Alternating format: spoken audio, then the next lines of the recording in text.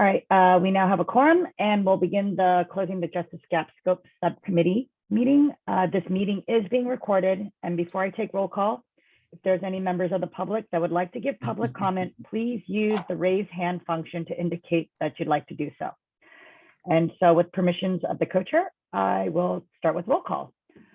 Tom Green? Yes. Present. Becky Sandifer? Present. Marta Alkenbach? Present. David Engstrom? Present. Thank you. Micah Star Liberty?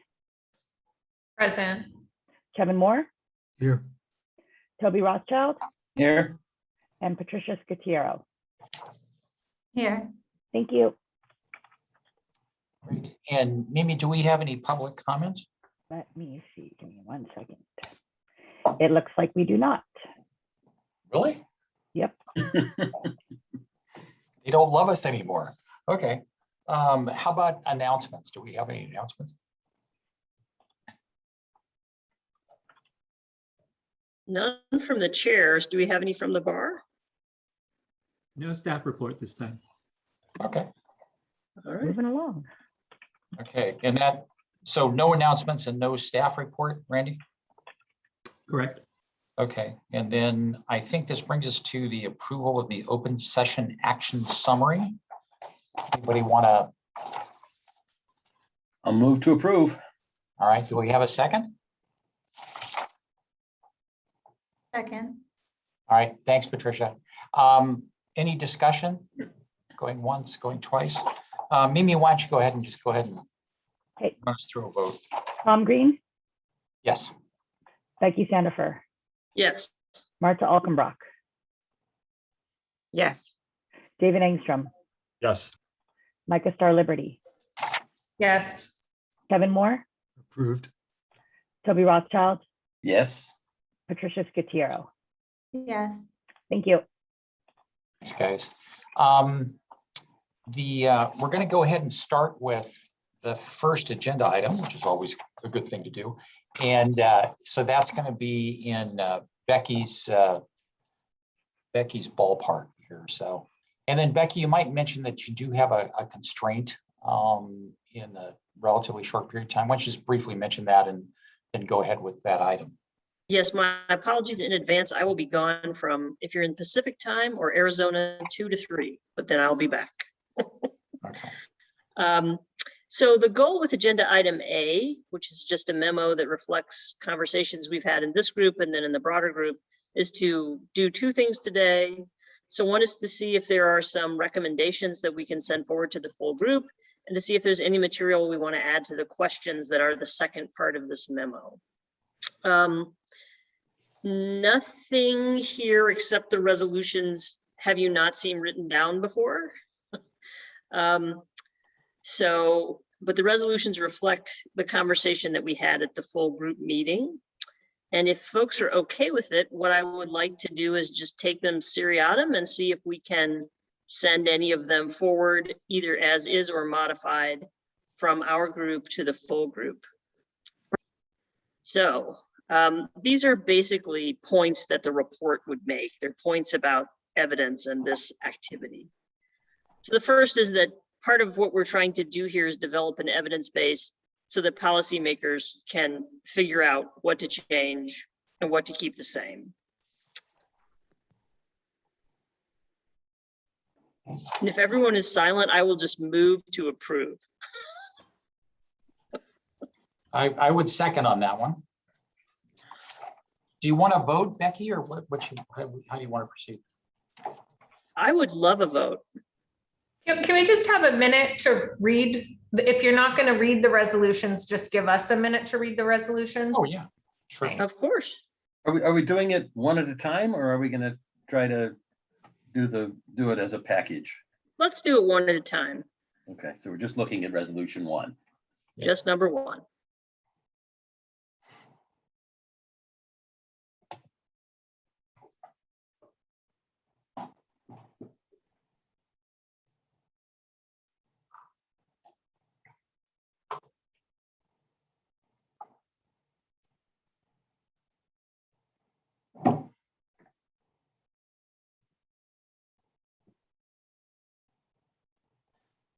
Is there a definition of evidence base?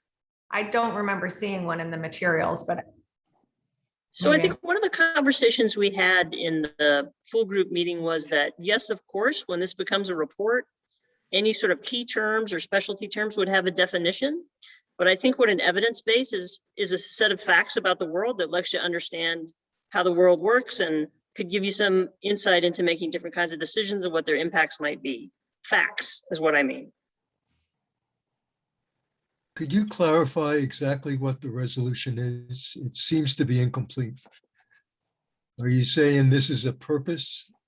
It is a the purpose of sandbox? the sandbox is to create information that would allow policymakers to make decisions about different kinds of changes.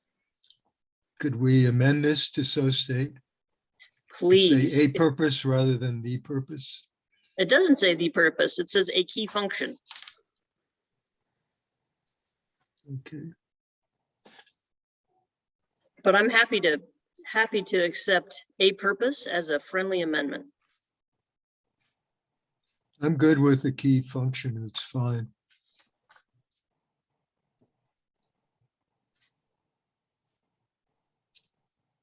I would just move a key function at the beginning of the sentence. Yep. Of any sandbox is to develop an evidence Oh. base.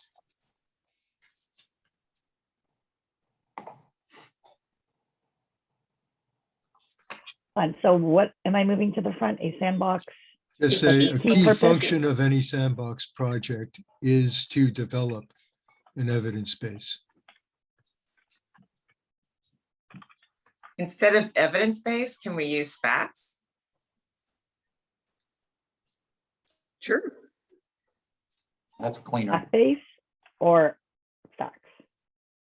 Facts. Yeah, just facts.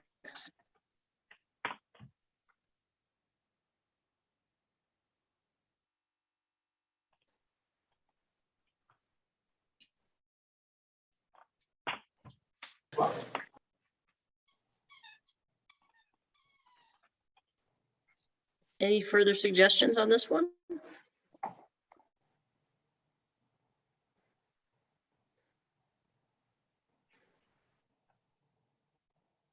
I'm wondering about the move to facts from evidence-based. I realize evidence-based sounds like a defined term and may require a definition later, but I think of evidence as being a bunch of facts and also the reasonable inferences that you can draw from those facts. And so I guess I wonder, facts seems to put into place a different, more rigorous notion of what we're trying to, Interesting. what we're hoping to facilitate here. Yeah, I think that evidence is a bigger term than facts. I see evidence as including data as well, maybe, right? But I don't know. How do you And that's develop facts? inferences. well, so then we're turning the regulators into finders of fact. I mean, I don't know. I would vote for this if it said facts. Evidence is something different to me. So we would need to define exactly. Yeah, anyway, I wouldn't agree to that, but we can have a vote on it. I don't really care. And just for clarification, I substituted evidence-based for facts because facts make sense to me. I didn't quite understand evidence-based, what that meant. Not that it necessarily needed to be defined. It just doesn't, it's much simpler for me to understand. What if we It's just said evidence? less word salad. Yeah, what if we just said evidence? I don't have a problem with that.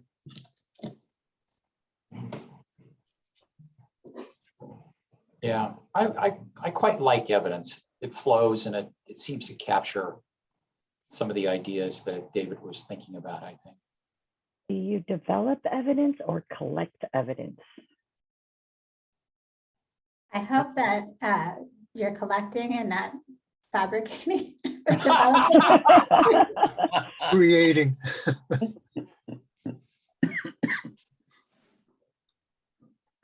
Yeah, I think So you then could, it would read, a key function of any sandbox project is to collect evidence to inform decisions about legal services regulation policies. Yeah, that seems more right, or less awkward. Yes, evidence base is a term of art in my world, and I forgot that when I was putting this together. Looks good to me. yeah, me too. All right, so we had a seconded motion. I'm accepting the friendly amendments. How about you, Tom? Yep, I'm good. Okay, I would love a vote. Tom Green, Yes, Becky Sandifer, Yes. Marta Alkenbrock, Yes. David Engstrom, Yes. Micah Star Liberty, No, Kevin Moore, Yes. Toby Rothschild, Yes. Patricia Scutiero. Yes. Thank you. Great, thank you, everyone.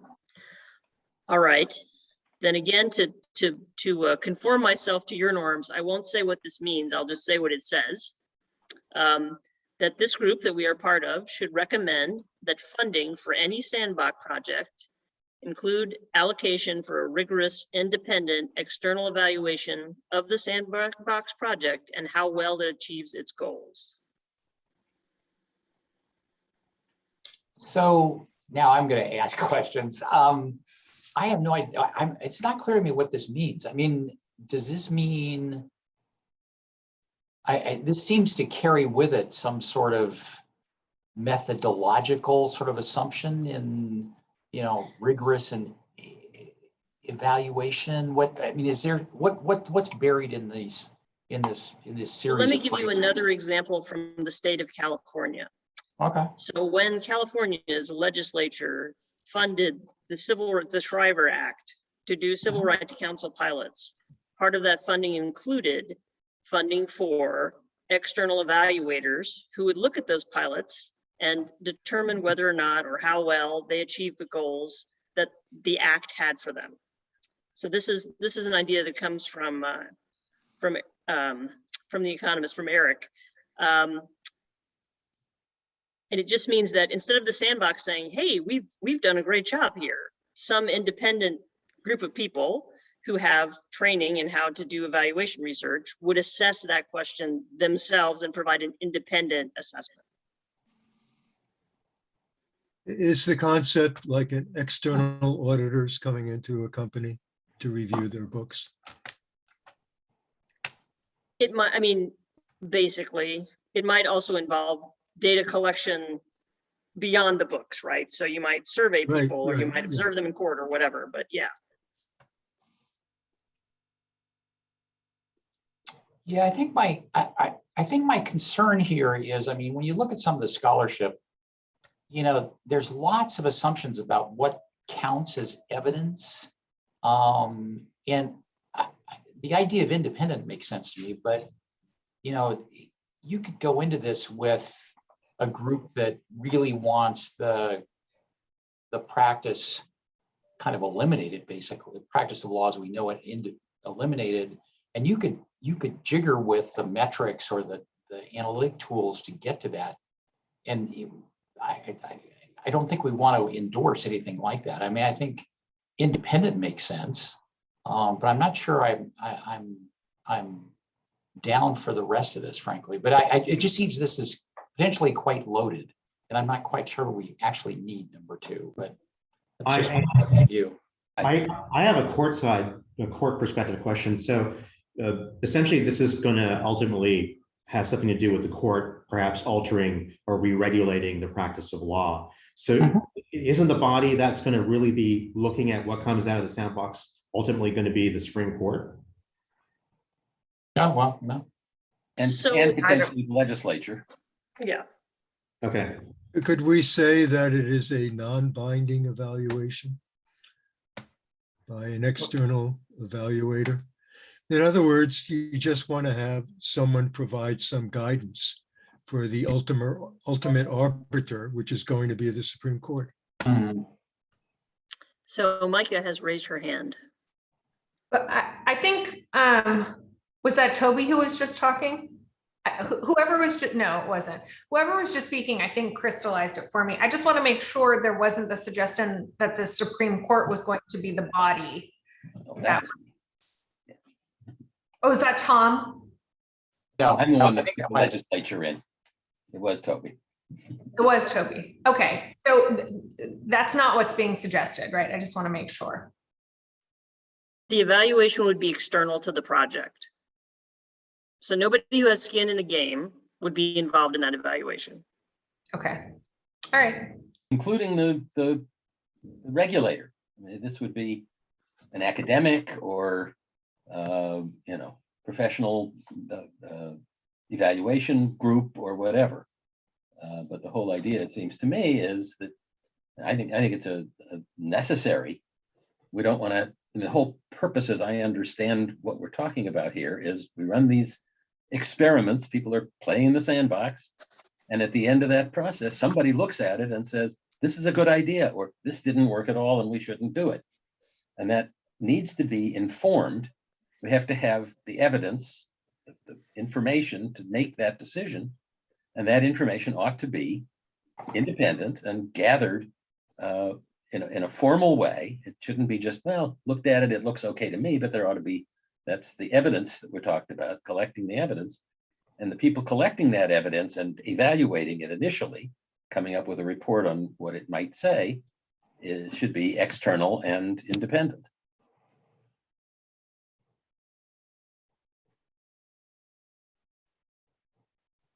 I think there's a way to say this that might be simpler in that, in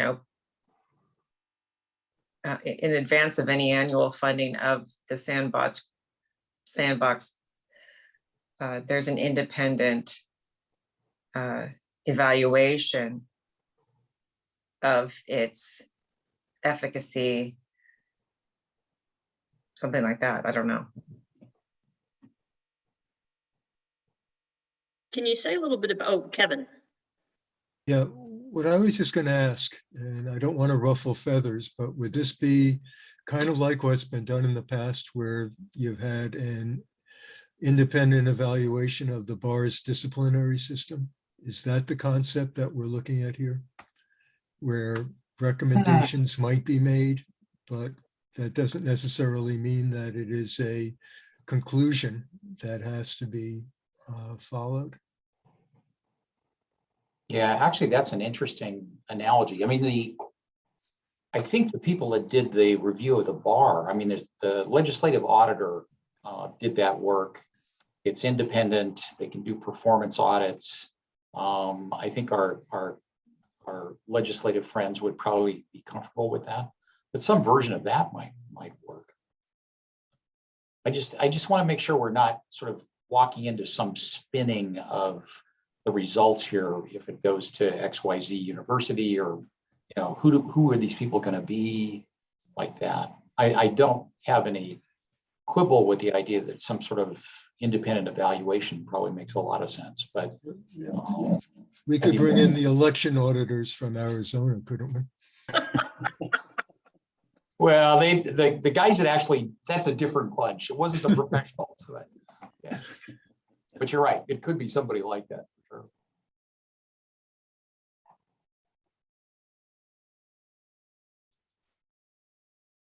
So what I hear you asking for is some kind of statement about how the evaluator should be selected beyond that they are independent and qualified. External. Yeah. How about independent, impartial? Impartial would go a long way to fixing this. Yeah.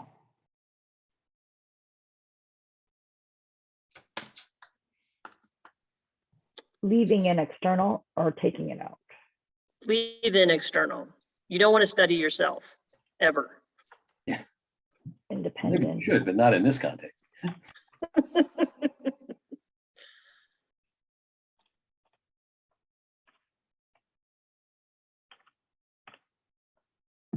Wait, so we're not taking any language out, we're only adding impartial? Looks like it. Yeah.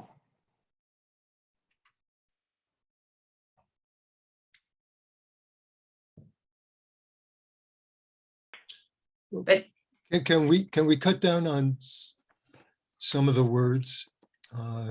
Because I'm not sure you need rigorous in there. Yeah, good point. Should recommend that funding,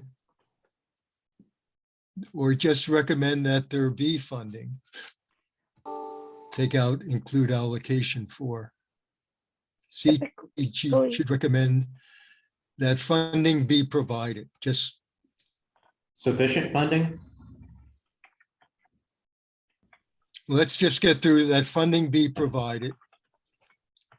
Take out for any sandbox project include allocation.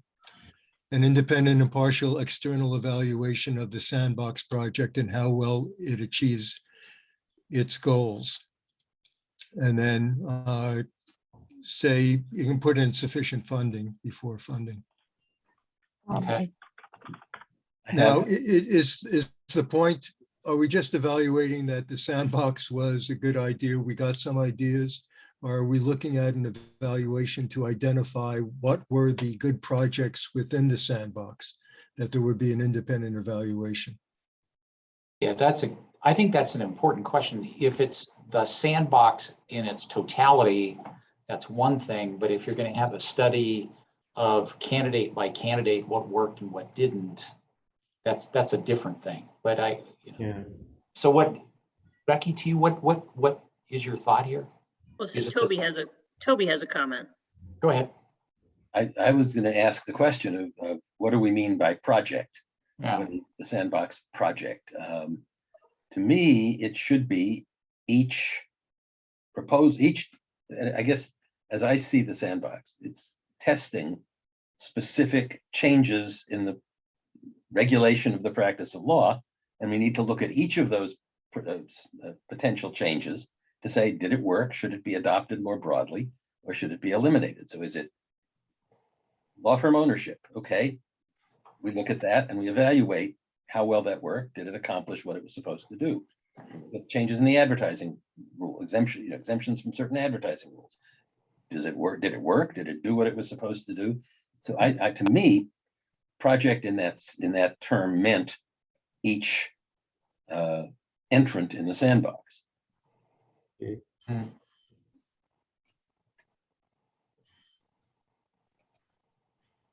Yeah, Or is this intended to be a review, an independent review after the sandbox closes?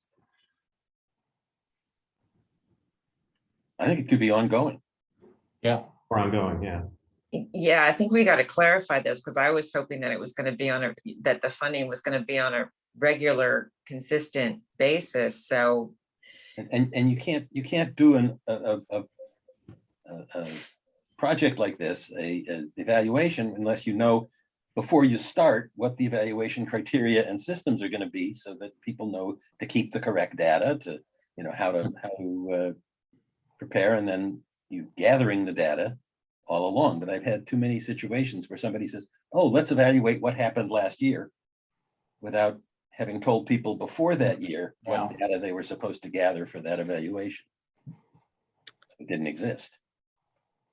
Randy has a comment. I do think the phrase sandbox project might need some clarification before we vote, because I think there could be some different pop-ups over each person's head as we read the language. When I first read the original language, I did think that it was more along the lines of an ongoing performance procedural review to assure that the funds are being wisely spent on the project, that there's nothing inefficient or bad happening with the operation of the sandbox.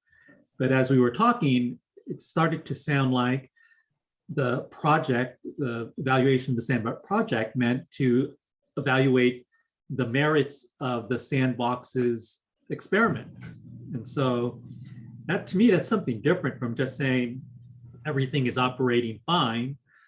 I think there's been some analogy to the attorney discipline system, And of course, the discipline system state bar is subjected to annual audits from the state auditor. But if you're talking about the merits substance of what the state bar does, state bar sends up its recommendations for discipline to the Supreme Court, and the Supreme Court decides if they're okay. And if they're not, they've sent them back to us and said, take a look at these. We're not sure you got the right sanctions correct. And so there really are two different things that could be evaluated in terms of the quote unquote sandbox project. Could be the results of what we're doing, the merits of the data collection and the evaluation of the inferences you make from that data, which I think the regulators would do anyway, and they're already funded to exercise that oversight and make those decisions, versus again, more of a performance or operational monitoring and supervision, which I think should be funded. And I don't think we should saddle it on any regulator. I think this idea of some independent person checking us out makes sense. Sounds like maybe we need to do both. Is it just two, or are there three possibilities here? Are we looking at, the concept of a sandbox? Is that what they're evaluating? Has it overall been successful in promoting innovation or, reaching its goals, whatever the goals we're going to identify for the sandbox? Do we look at each individual participant, and have they come up with good ideas? Or are we just going to look at the sandbox as an entity? Has it been operating efficiently?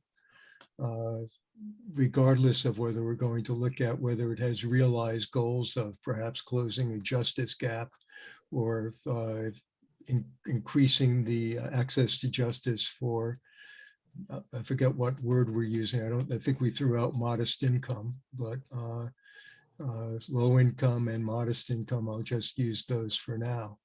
So I'm still not sure what we're trying to have these evaluators do. And it could be all three.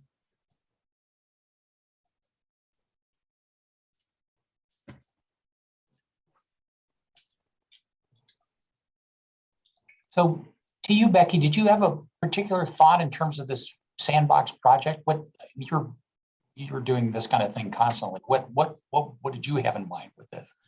So it was less a question about is the sandbox spending its own money in the right place, than some combination of, was trying this a good idea? Was having a sandbox a good idea? And what did we learn from that exercise? Did we learn that relaxing X rule is fine, but changing this other rule didn't work so well? And was this a good way to learn those things? So it sounds like that would be an end review after the box closes, the sandbox closes. Well, what I would say is we're envisioning a world that doesn't exist. And so we should make it look like what we would like such a world to look like. And so if the sense of the group is that there should be a review of the project of the sandbox at the end, but at the same time, a continuous assessment of the different experiments, essentially, to see which are working and which are not, I think then someone who's better at crafting language than I should lay that out for us. Justice Tucker.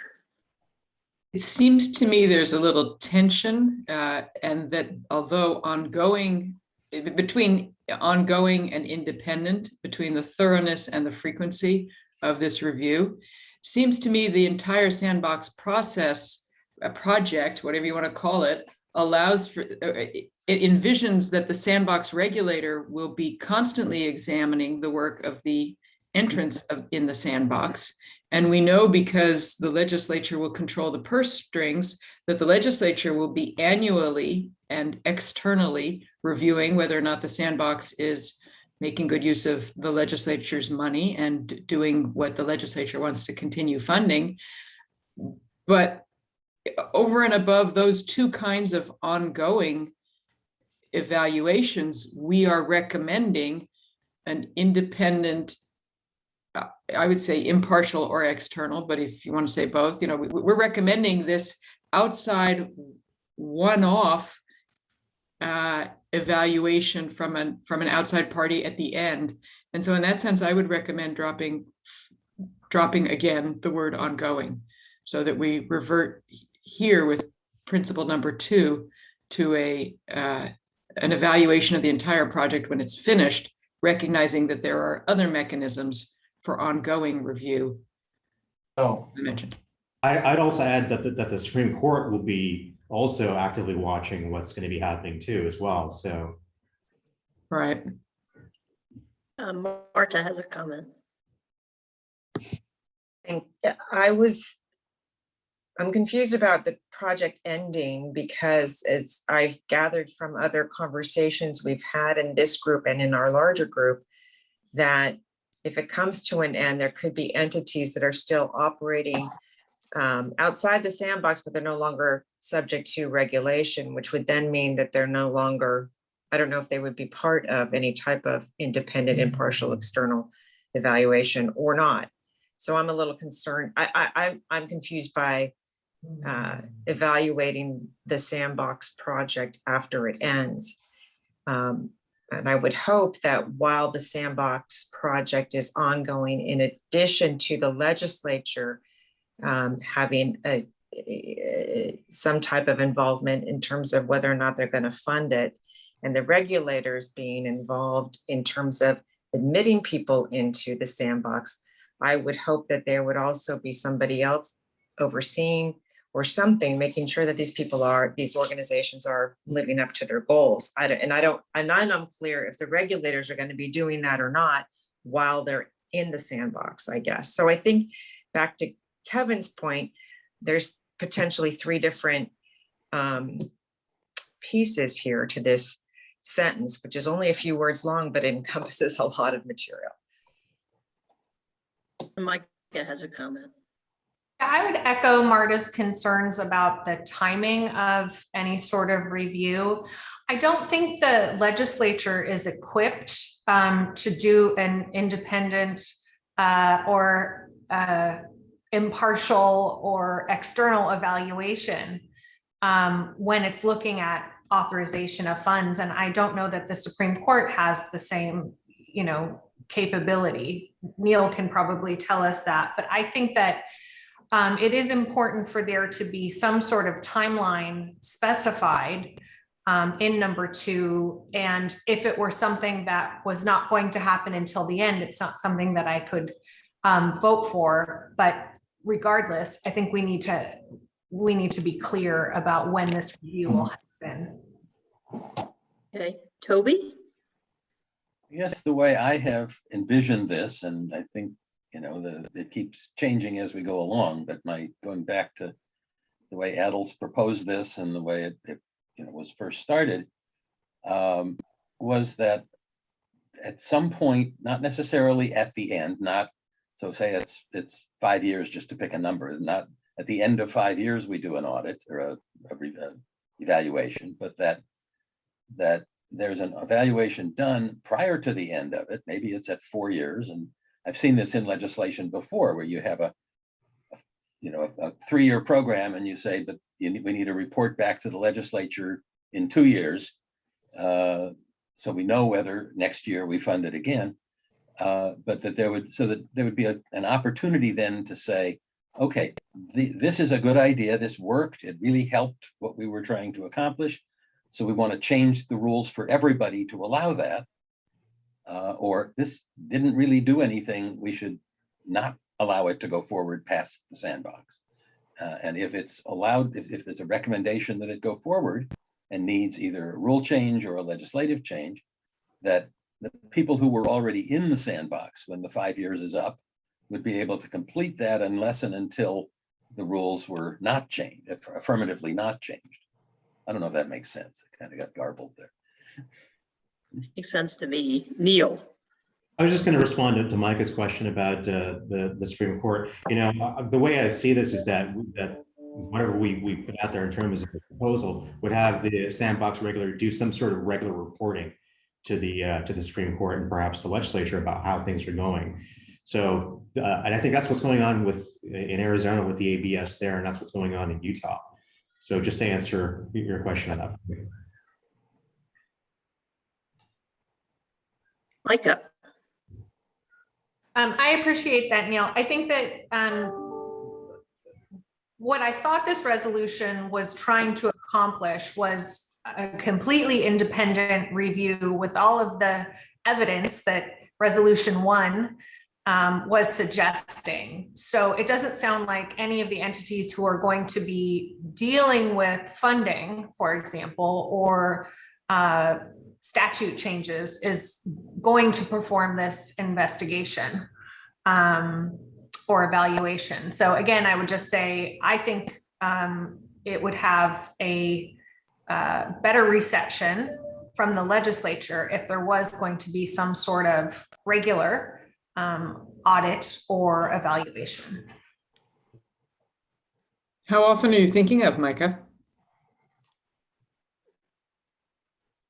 I don't see why it couldn't be once a year, or maybe once a year after it's in effect for 2 years, for 24 months. I mean, we need a sufficient amount of time to gather data at the outset, but once people are accepted or entities are accepted, I think that there should be an evaluation, just like the state auditor does an evaluation and audit of the state bar. Just to follow up on that really quick, sorry, Toby. The state auditor is required to do an audit of the state bar every 2 years. So that's a cycle that happens every 2 years.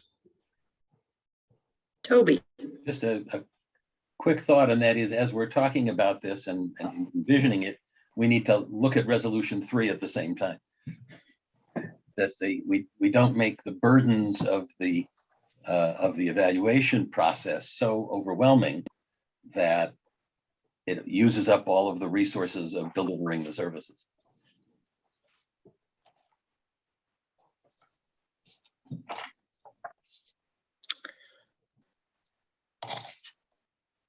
So I think in order to move forward with this, we need to resolve a couple of things. One is the scope of the evaluation. So can we get clarity on whether this is, what do we learn from allowing entities to do these different experiments? Or what do we learn from having a sandbox, or both? And the other is, do we feel like we need to say something about the timing of this in this resolution, recognizing that this resolution is going to be part of a report that's going to have lots of issues of timing and so on in it?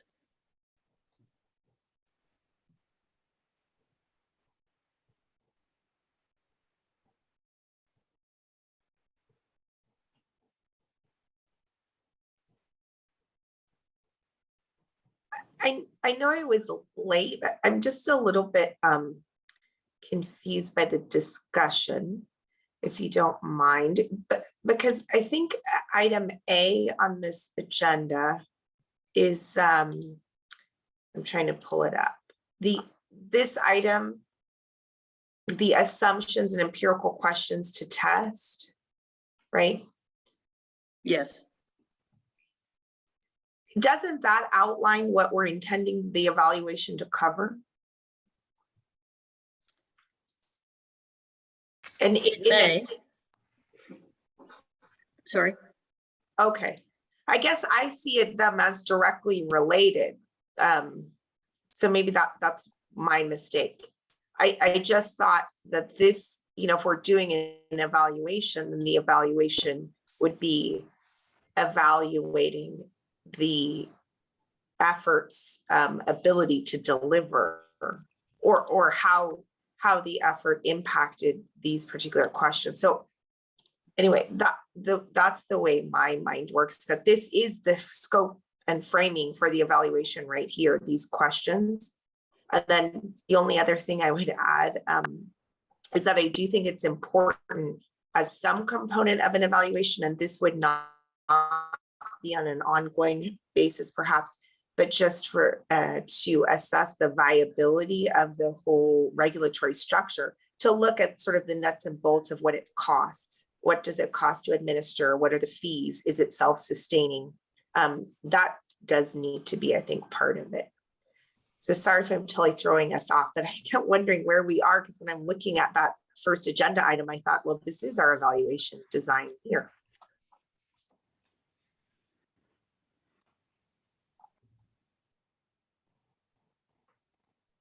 If folks have reactions to that?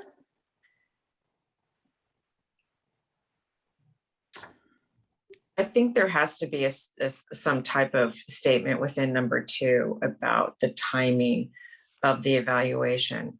I leave it, I'm not necessarily commenting that it needs to be annually, biannual, however we want to say that. Maybe that's a decision that we do down the road, but I think there has to be a statement that this impartial external evaluation has to be done on a regular basis. With some type of regularity. That kind of goes, Rebecca, to your comment with respect to timing of the evaluation. Thank you. Justice Tucker. I like Leah's point that the second page of this memo is the scope of the evaluation, and her second point that we need to call out more expressly the costs of the sandbox endeavor and the economic viability of it in the long run. That could be turned into like the first of what would then be 2 questions in the last category about relative efficacy, so that we first ask something. I didn't write the question yet, but basically a question about whether the sandbox entity is on a path to pay for itself, and then the second one is about relative efficacy. Okay. So I'm wondering if we could craft a 2 that would indicate that there's some kind of appropriate timing, but not have us specify it today, since many things are still unknown, and us guessing at that appropriate timing is probably would not be a good guess at this point. So instead of ongoing, there would be another kind of like timing statement that at this point is vague, but indicates that when it happens matters. Well, you could strike ongoing and insert regular.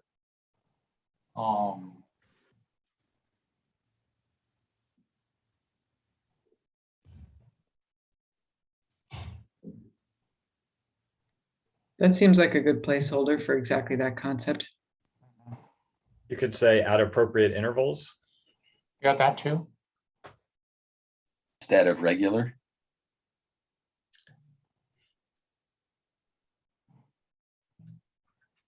That would be at the end of evaluation, I think. Yeah, I think that's right.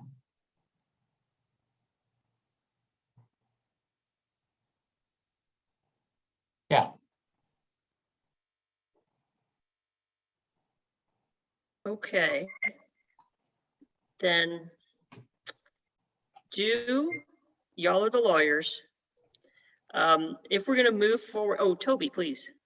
I'm still wondering if we've addressed adequately with this, which of these various evaluations we're talking about, and whether maybe we need an A and a B to make it clear that we're evaluating the sandbox concept as well as the individual participants in the sandbox and their projects.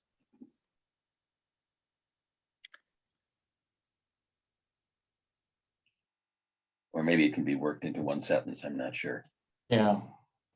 I don't read this to be concerned with individual entities. I agree that the regulatory entity is going to have some oversight duties and responsibilities, and that's going to be really important, the way those are structured, to try to prevent, mitigate consumer harm that might result. That seems to be what the SAGE committee is heavily involved in. I take this to be more of an all-in evaluation as to whether the sandbox as structured is achieving its purposes. And I don't think we need a B here. And I sort of wonder whether It isn't trenching on the jurisdiction of the other committee and is just gonna, eat more of our time together. Marta, I agree with David. Now that I've sat with this, I agree with David, what he was saying, that this, I think this is an overarching, this statement is an overarching evaluation of the entirety of the Sandbox project, not necessarily the participants within it.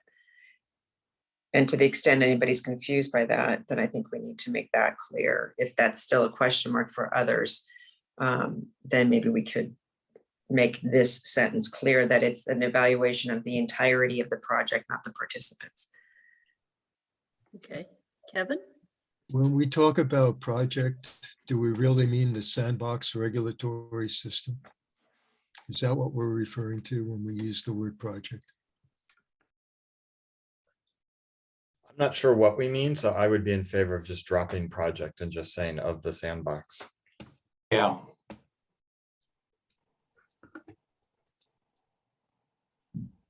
Yeah, I think that's better. I do too.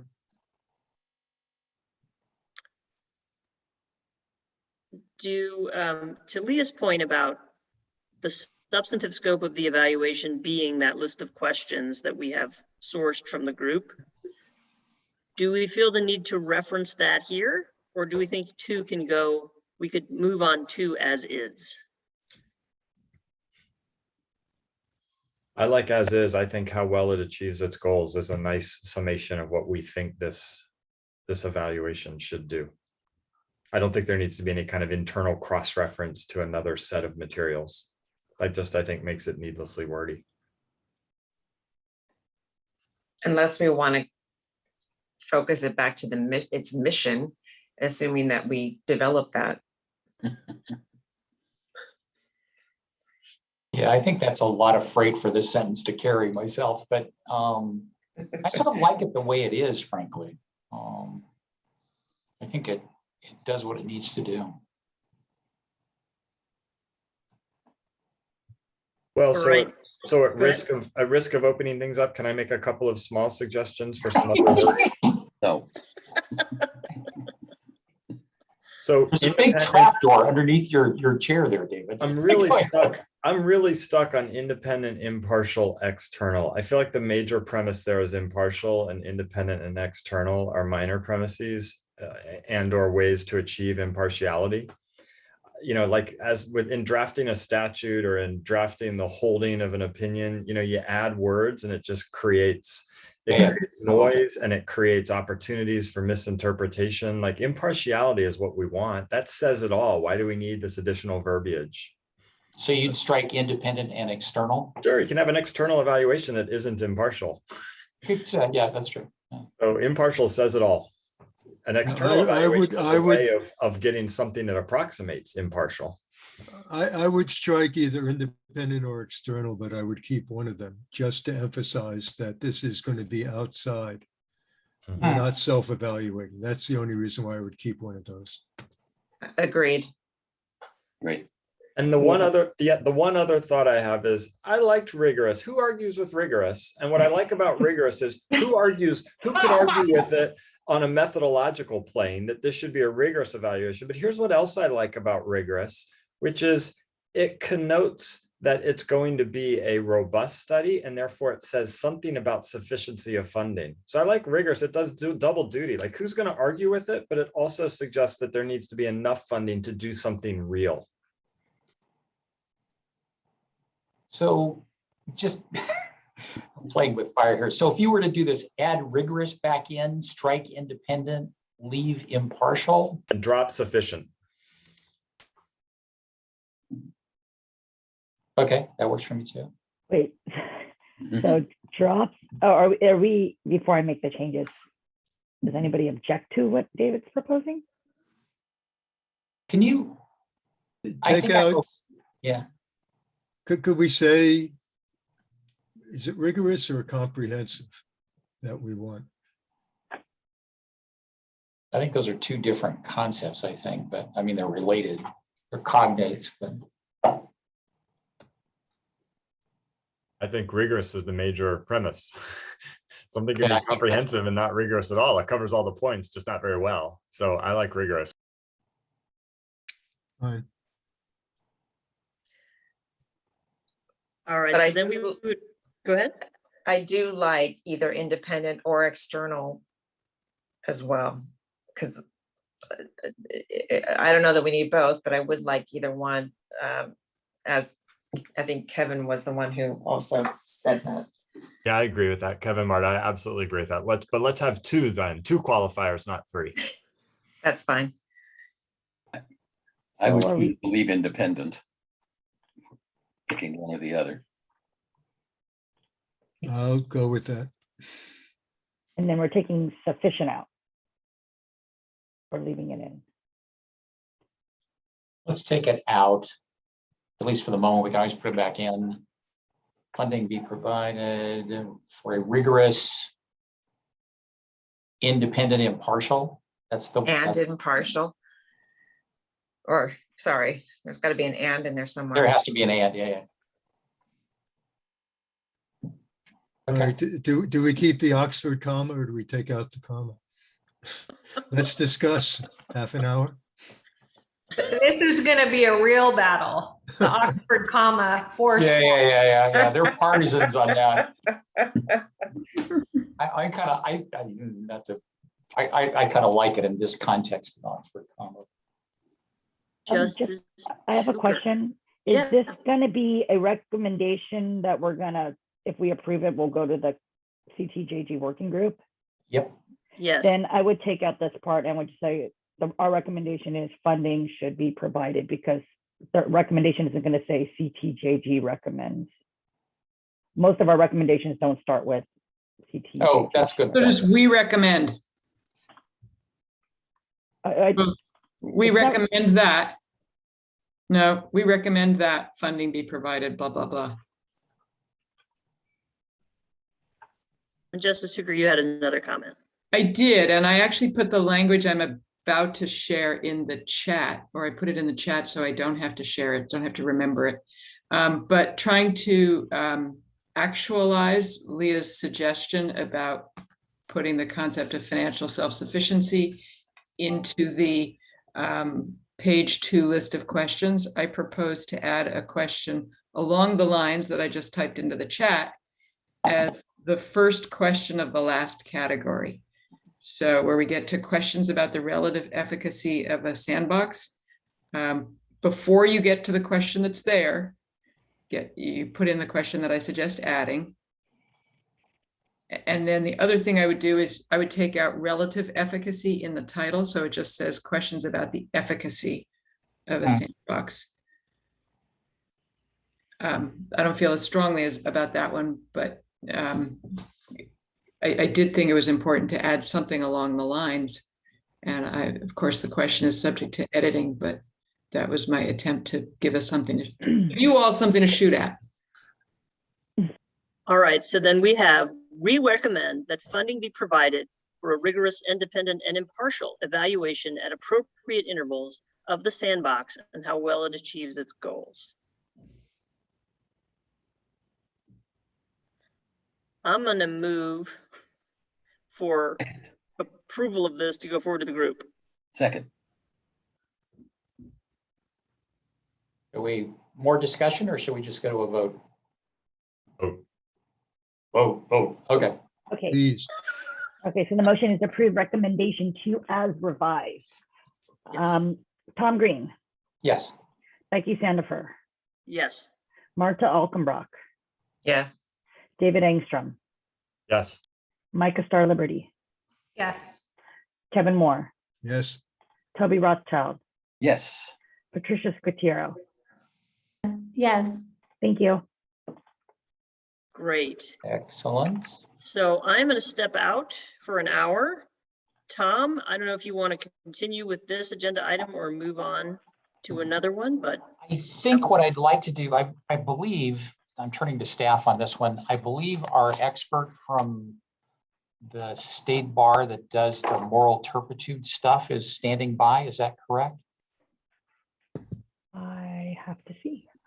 Yes, no? Yes, we were hoping for that at around 2 o'clock for that portion of the meeting. Yes, David Lane is with us. Are we going to take that on? Because I will promote him to a panelist. So Yeah, then- let's just, let me just chat briefly here. It seems to me that I'd like Becky to continue with this. I mean, we're at a nice sort of turning point. We're going to switch to the next page, which has different kind of concept to play with. We still have why number don't we 3 to go. Yeah, so why don't we switch to the moral turpitude question, which we'll put into play in terms of agenda items, this report, and then the issues raised by Neil and myself in terms of the various ways one can think about assessing, the righteousness of the people who may be involved in the Sandbox projects. So why don't we turn to that, and then when Becky gets back, we'll switch back to this activity. All right. Thanks, everybody. See you soon. Okay, thanks. So Mimi, go ahead and invite our person to join. And Oh, he's with us. oh, That would be me. And I wonder if we might also make my colleague Vincent Al a panelist who's here with me. He's a program supervisor from the Moral Character Unit. oh, Okay. I- Yep. Mimi, He's can good we to make go. that happen? Yep. Oh, there we he's with go. us. There's Vincent. Okay, and then David, my apologies. I should have prepared some sort of introductory remarks. Can you just briefly introduce yourself and then have your colleague do so as well? Absolutely, not a problem at all, Tom. So I'm David Lane. I am the attorney for the Moral Character Unit at the State Bar. Long story short, up until a few years ago, the members of the Committee of Bar Examiners would conduct the informal conferences that are part of the moral character process at times. And there was a rule change that resulted in State Bar staff conducting those conferences.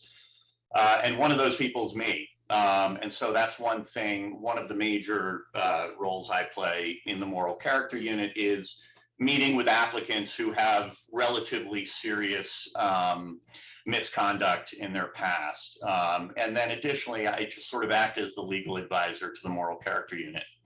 And I have a background, well, going way back, I did litigation, I did capital habeas work. I also spent a little bit of time at the Commission on Judicial Performance, investigating complaints about judges. And Vincent is one of our program supervisors who supervises a group of investigators. Vincent, you want to introduce yourself? Sure. Hi, everybody. Hey, Vincent.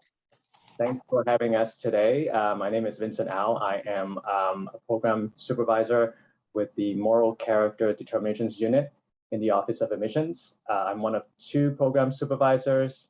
We also have a program manager. I've been with the bar for 18 years, and 15 of those years in the Office of Admissions, and mainly in the Moral Character Determinations Unit. Thank you, Vincent. And that number of years tells you everything you need to know. Vincent, he knows some stuff. He's had some experience at the State Bar. So, you know, when we were asked to present to you, to this group, we were told to sort of give an overview of the moral character process, both substantively, you know, what sort of things do we look for in an application, and then procedurally, mechanically, how does the process work? Can I just add to that? So Neil Gupta and I wrote a little memo looking at Arizona and Utah. I think we'd be really interested in, and Neil can add to this, it seems to take a lot of time. So some sense of what the workflow is. Why does it require? So, I mean, this is not critical, but it takes almost 6 months to do this. So what's the workflow look like? I'd love some examples of Joe Blow had a felony 10 years ago, and then you guys at some point will decide to do an interview, and then there are all these offsetting things that will make that problem, that mitigate that problem. I'd love to get some sense of that. And finally, if there is some implicit or explicit standard, I assume there's some balancing or risk based analysis, to the extent you guys could articulate what that looks like, that would be terrific. And then to Neil, any specific questions you have based on your research? No, I mean, I think he hit on all the points. I would also like to know about cost too. Oh, good point. Yeah.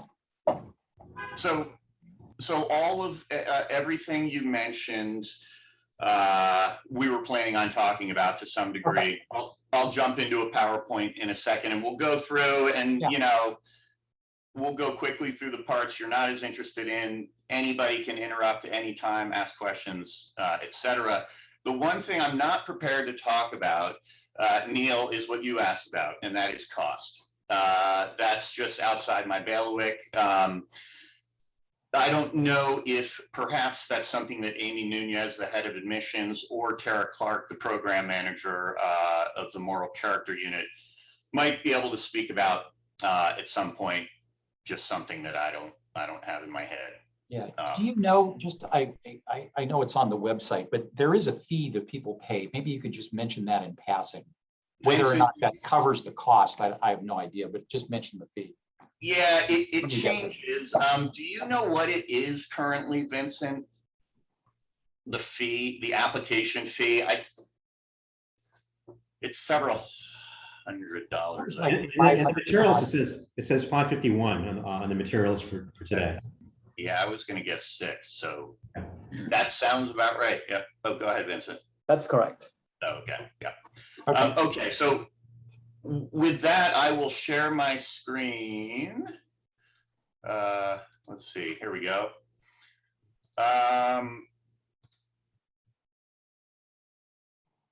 This is the part where I ask if everybody can see my screen. At least for me, yes.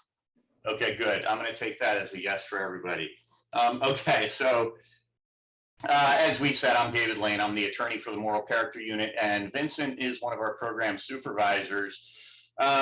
You mentioned standards, and of course, that's, perhaps the most fundamental issue in the moral character process. Where do we get our standards? And the answer ultimately is from the Supreme Court. That said, there are a number of sources of authority for us that include the Supreme Court. Statutes, the Business and Profession Code, the admissions rules, that is the part of the state bar rules that pertain to admissions. And this quote here this description of the standard comes from the state bar rules. And it's essentially, we look at this essentially as 4 broad categories. You have honesty, fairness, candor, and trustworthiness, which are sort of similar to one another. And that's one. Then you have observance of fiduciary responsibility, respect for and obedience to the law, and then finally respect for the rights of others and the judicial process, which you could argue, you could break that up into different categories. But generally speaking, there's about 4 large categories there. And just another word on the standards, since I came into this job, my interest is making the process as objective and consistent and transparent as possible. Ultimately, of course, any sort of decision-making process like this is going to involve subjective decisions, but our goal is to take as much of that subjectivity out of the process as possible and to simply apply the standards and guidelines that we are supposed to be applying. So that said, essentially the moral character process is a thorough background check. These are some of the categories of things we ask for as part of the initial application process. Most of it is fairly intuitive. We want to know any sort of legal proceedings of any nature that you've been involved in. We're curious about to know how that went. Any sort of alleged bad acts in your past, whether it be academic or in the legal realm, during military service, we ask about all that stuff. So mechanically, procedurally, here's how it works. It's essentially just a series, it's a series of filters, and fewer applicants get through each filter. And so it starts with pre-processing on the left there. An applicant submits his or her application to pre-processing, and we have a group of people that go through the application, and the first thing they do is ensure that it's complete, and it's almost never complete through no fault of the applicant, but because after the application is submitted, we're going to ask for a couple of additional things potentially. If you've had an out-of-state driving license, we're going to ask you to get that driving record for us. We're going to ask for your live scan fingerprints to be submitted so that those can be run through the Department of Justice. Once pre-processing determines that the application is complete, if there are really no issues that have arisen, the application can be cleared at that level. So the folks who are in pre-processing, they have the discretion and the authority. We say clear, you could say approve the application. If there is anything there that's interesting, any sort of red flags that pop up, and again, we have guidelines that are established that inform the decision-making by the folks in pre-processing. If there's nothing there, or if there is something there, sorry, they will refer it for investigation, and it will jump over to the next box there, the investigation box. And that's when it gets assigned to a moral character investigator. We have 2 teams of investigators, in fact, each of which is supervised by a supervisor. Vincent is one of those supervisors. At the investigations. So David, if I can just a question. So does this at the clearance at the pre-processing stage, does that mean there's nothing negative, or the negative stuff is pretty small change and we don't care anymore? Or if there's some negativity that you clear at that stage, that would be helpful. Sure. So stipulating that we're using the word negative and that one might interpret these things in different ways. I understand what you're asking, and there are things that can come up on an application that the folks in pre-processing are authorized to clear. An example, and I'm going to ask Vincent to correct me, hopefully, if I'm wrong, is, for example, academic discipline. Maybe in undergrad or law school, you were put on academic probation and then you got off of academic probation. That doesn't particularly reflect on your moral character in this context. And that's the sort of thing that they could clear at that level. Is that right, Vincent? Yeah, that's correct. And also maybe something like a name change, perhaps, something minor. Like that they disclose, and that's something that pre-processing can approve at their level. And just to talk about briefly pre-processing in terms of staff allocation, we have 4 program assistants in that unit with 2 supervisors in the pre-processing unit.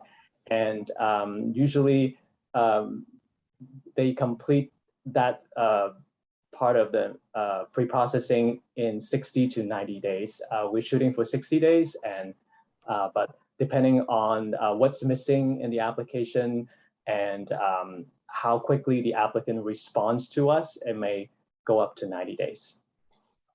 Thank you, Vincent. Yeah, and you can see why the name change thing, that's a better example of why I was shying away from the word negative. It's really sort of if there are any issues, if involved in a civil case, that would be something that would count as an issue. Of course, ultimately, it may mean nothing with respect to the moral character process, but it's something we'll take a look at. So in the investigative stage, the investigator, goes down the rabbit holes and investigates any of the issues that have come up. And similarly, at the investigator phase, an application can be approved, depending on what the investigator finds out. It's often the case, if issues come up, let's say somebody was involved in that civil case. So pre-processing sends it to an investigator, and the investigator looks into the civil case. Turns out the applicant represented him or herself and was sanctioned during the case for some alleged misconduct during the litigation.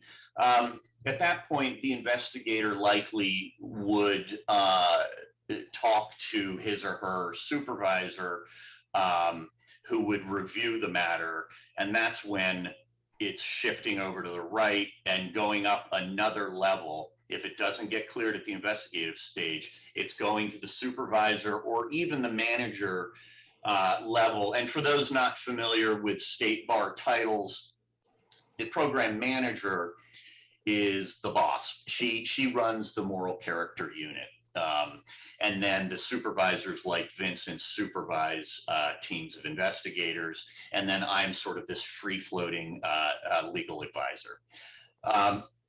So it goes up to a supervisor, Vincent or Danette Mata, the other supervisor, and or Tara Clark, the program manager. They take a look at it, same thing.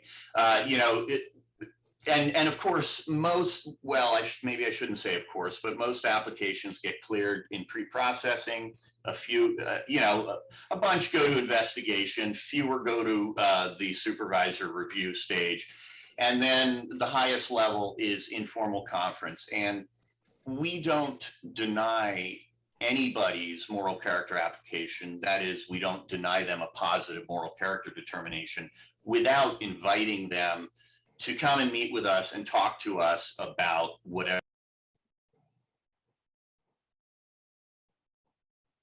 Did we lose our friends here? Looks like it.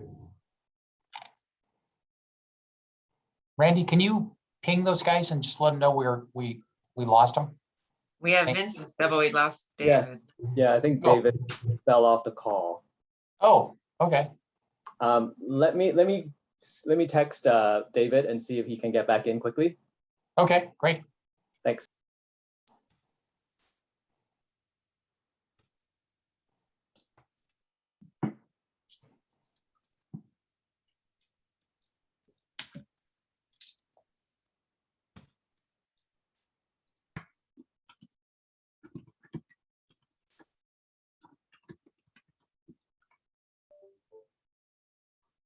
So then, Vincent, while we're waiting, so most get cleared in the first two phases. That's like 55% or 90% order of magnitude. What's that kind of look like?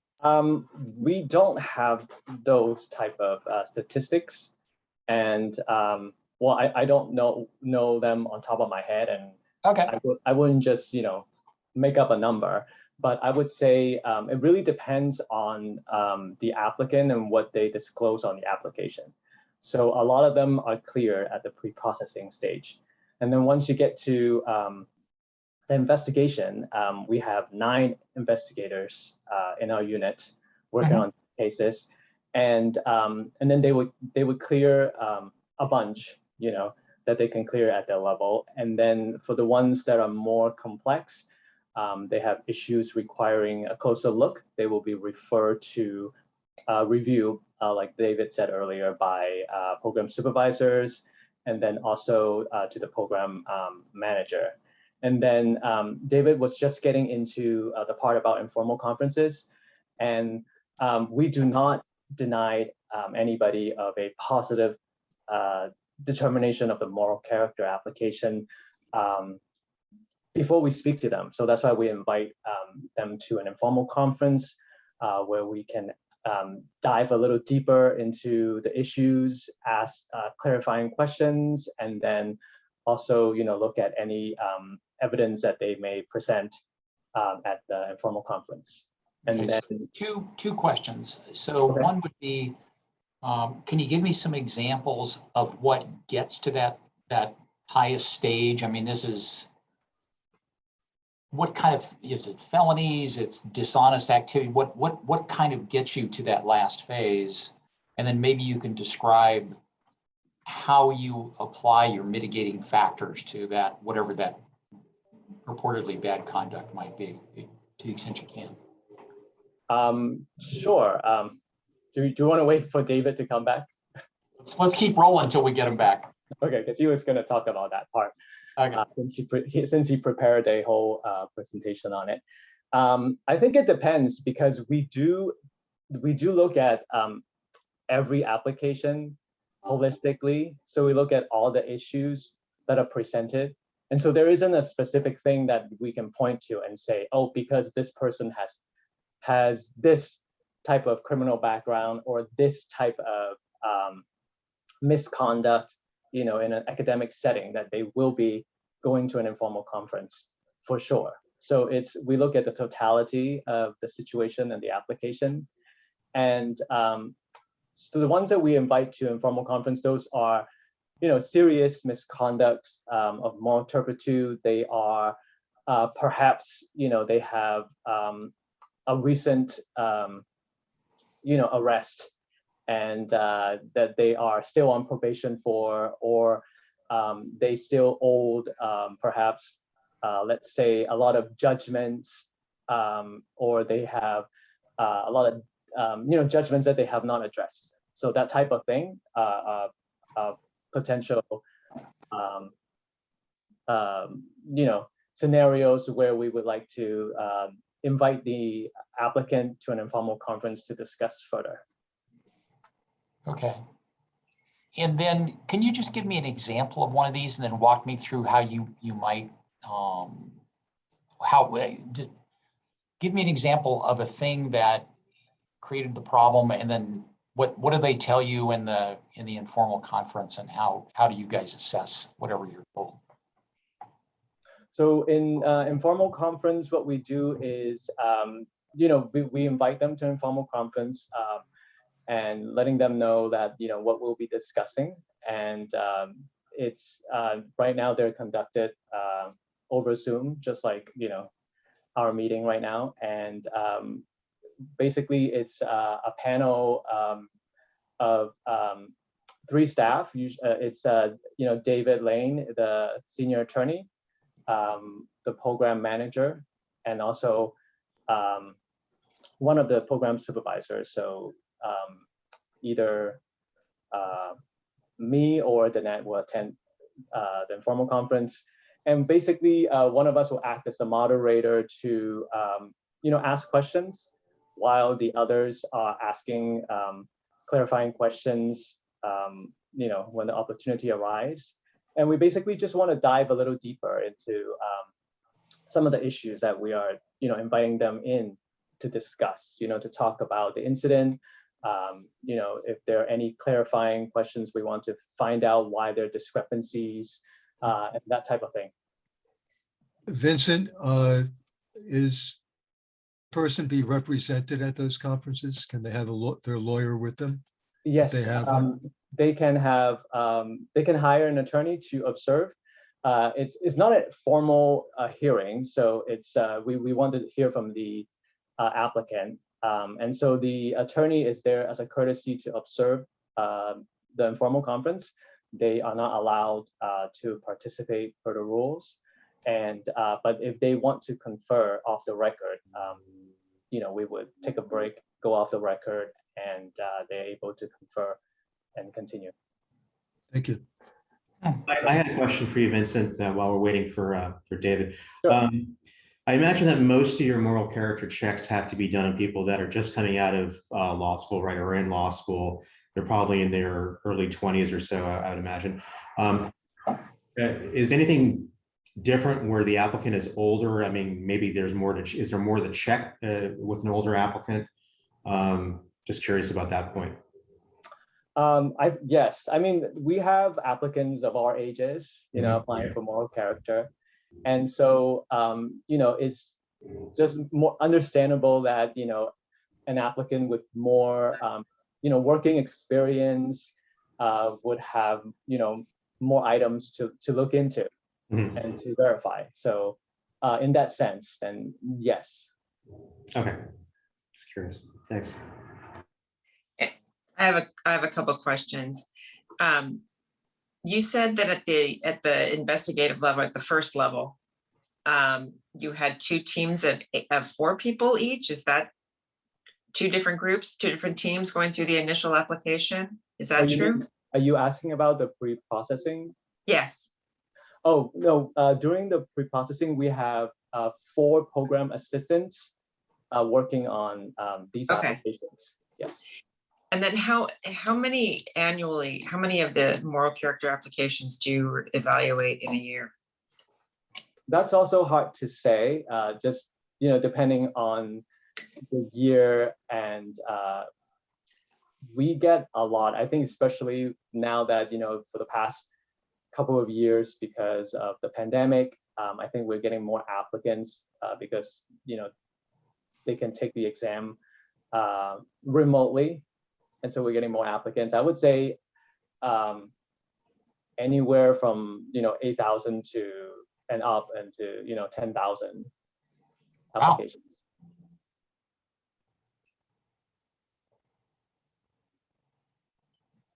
So Marta, more, because I did want to do a follow-up. No, that's it. Thank you.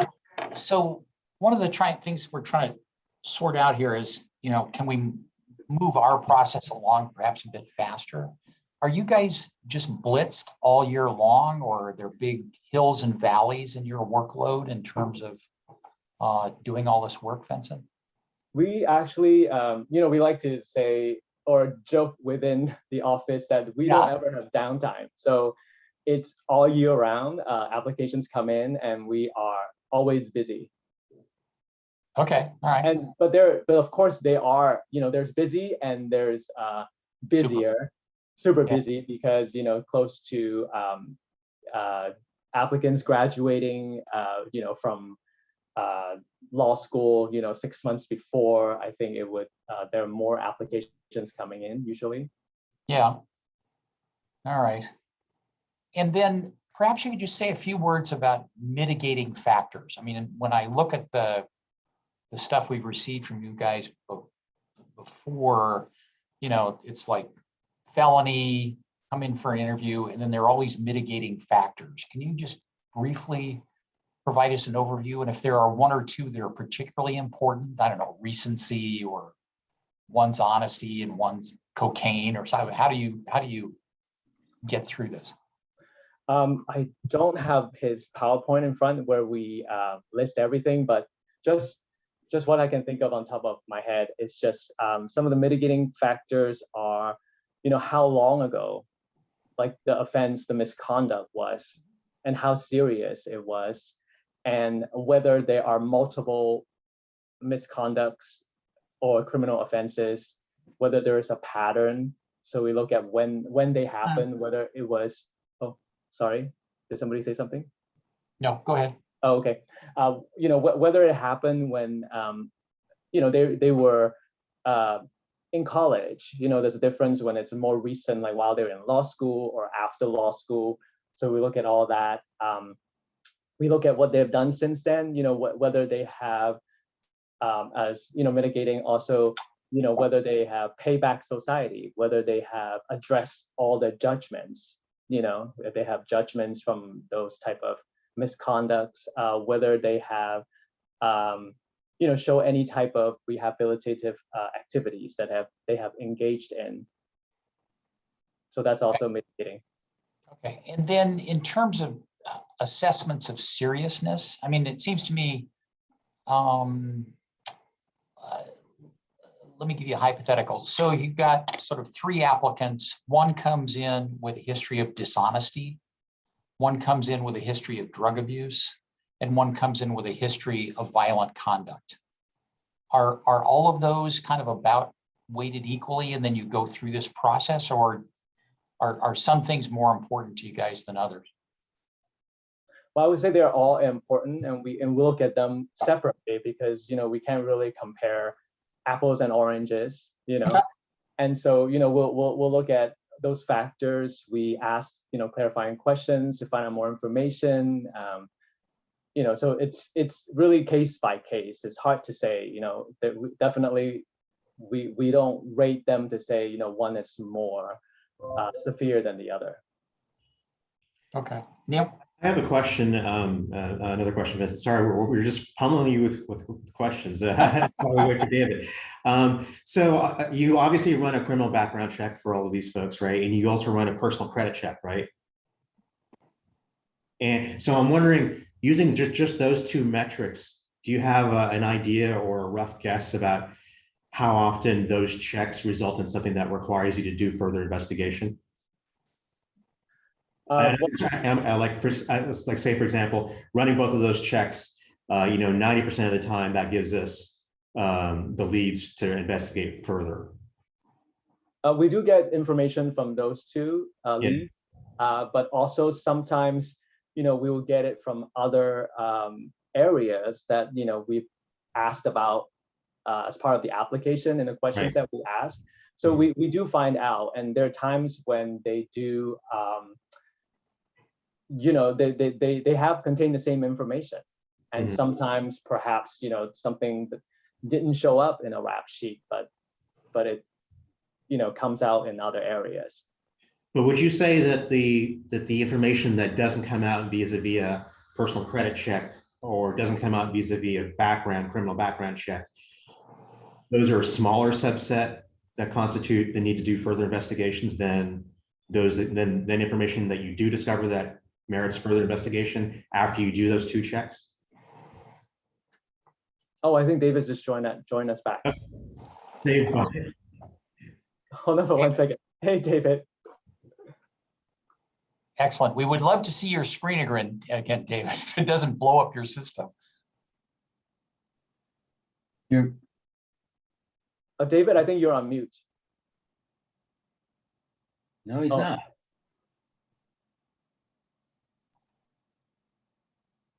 He doesn't even appear on my screen. I don't even see that he's there, but maybe. We see him, it doesn't show him as muted, but we can't hear him. I don't even see him on here. Check your microphone icon and make sure you have selected your computer audio.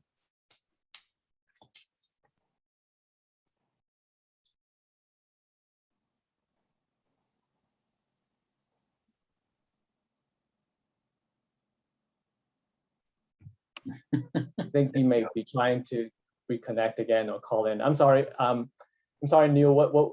Can you ask that question again? Sorry, I thought David was gonna. I was gonna wait for David to come back in.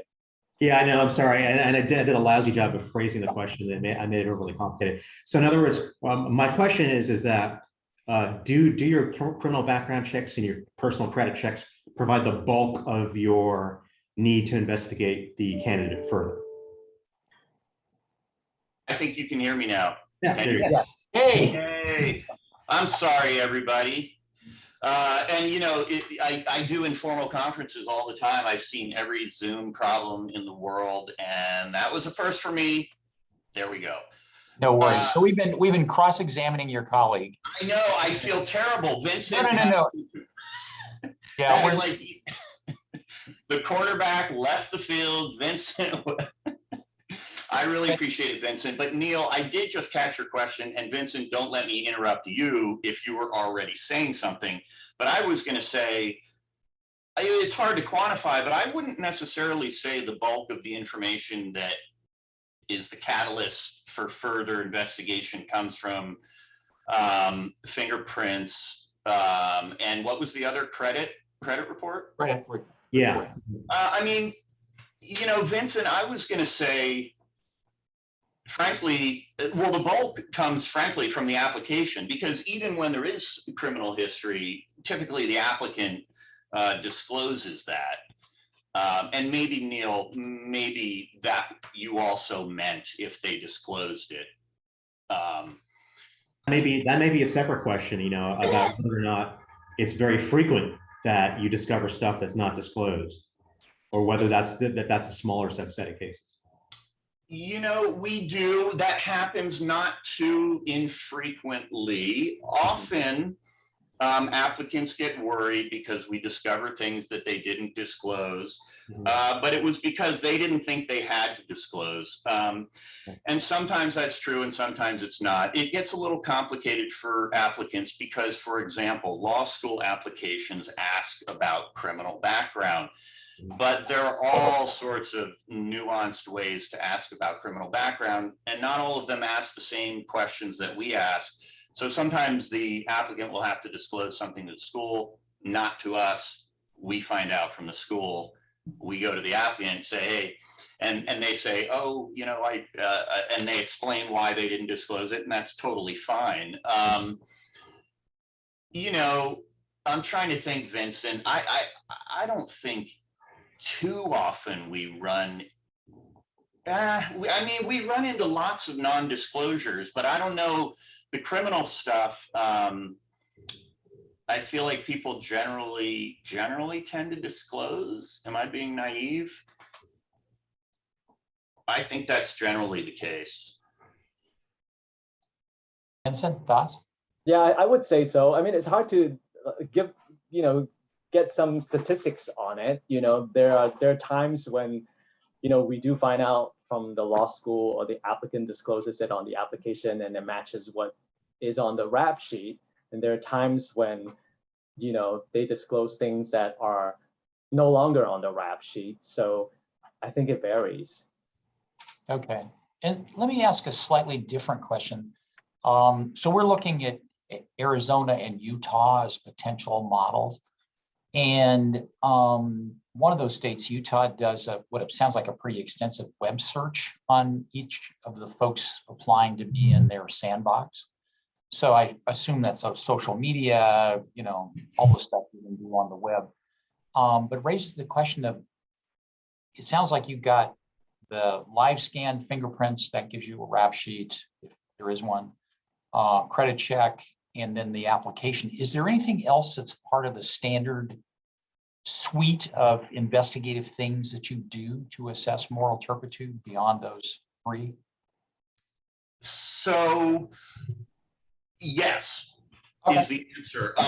And there are some parts of the process that it's unclear whether we can discuss them during an open session. And so we may have to talk to, Sure. I mean, I don't want to put you in a corner, but yeah, no, I mean, just as a caveat. Yeah. Just as a caveat, but it is certainly the case. I mean, first of all, no investigator worth his or her salt in the year 2021 will not do a web search of anybody that makes sense to me. That's being investigated. And so that is, and frankly, our investigators are smart and they're good at what they do.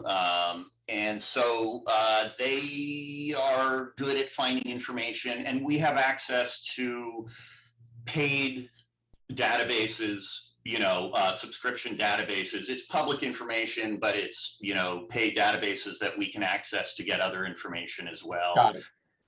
How about court searches?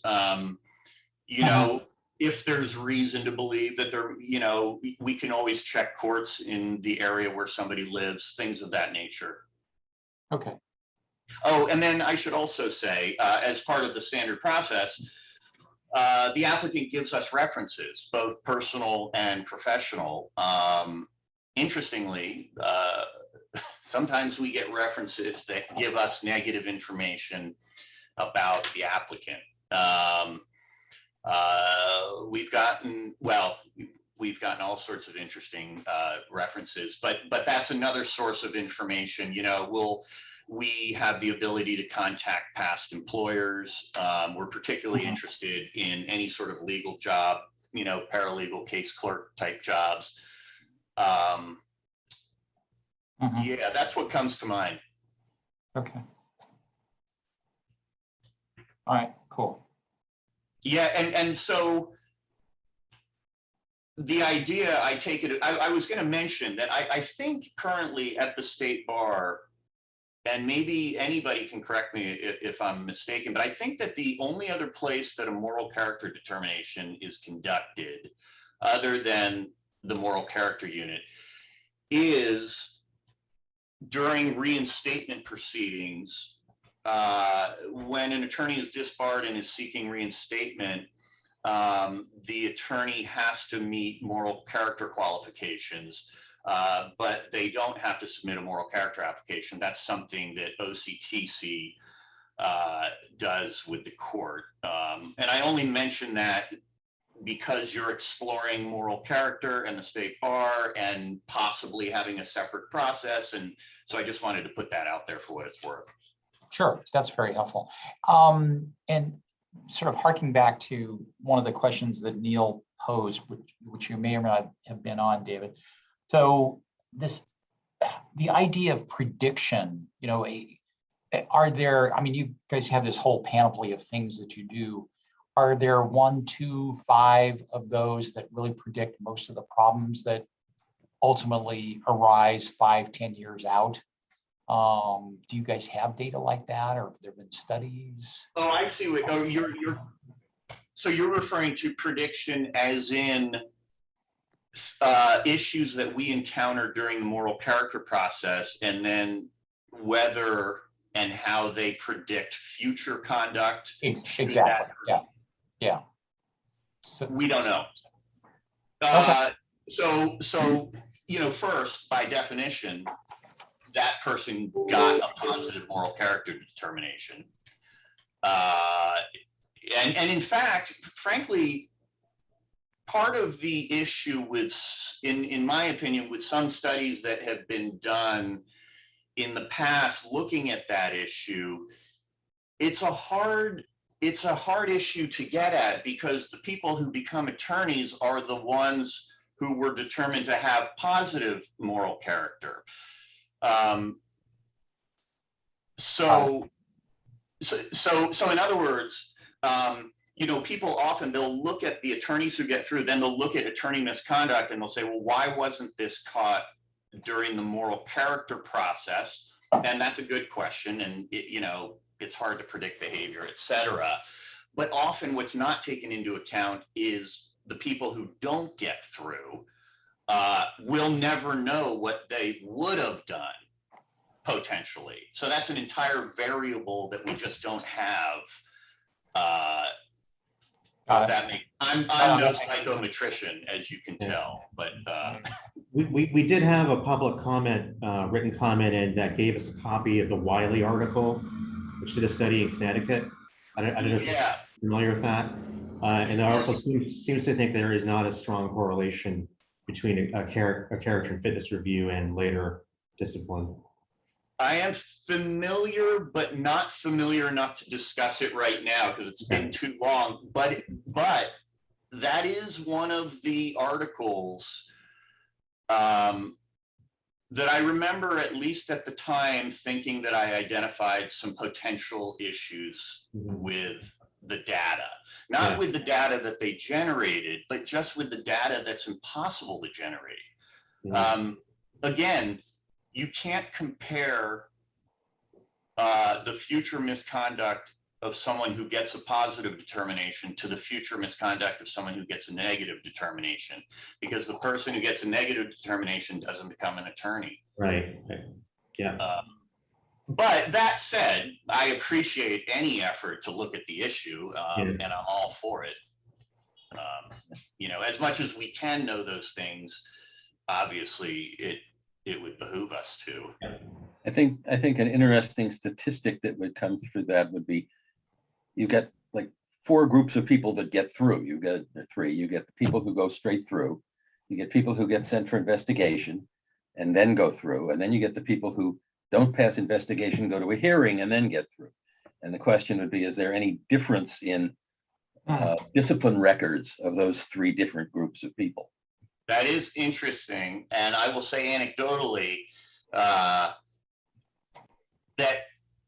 it's maybe somewhat counterintuitively, it wouldn't surprise me if the people who went to informal conferences ended up having the least problems, because the people who have often, in my experience now, having done hundreds and hundreds and hundreds of these informal conferences, and is that the people who have had the biggest problems have had the most to come back from, and often they are the most impressive people I've ever met. You know, the people I meet at informal conferences who were on methamphetamine for 6 years, who served a 9-year prison sentence, but now have bounced back and are just incredibly impressive.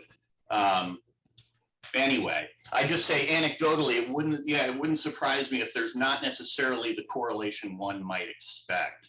Mhm. Because the serious misconduct in the past might cause them to get invited to an informal conference, but then we meet them and, you know, they get a positive determination. Yeah. Let me ask you another question, David.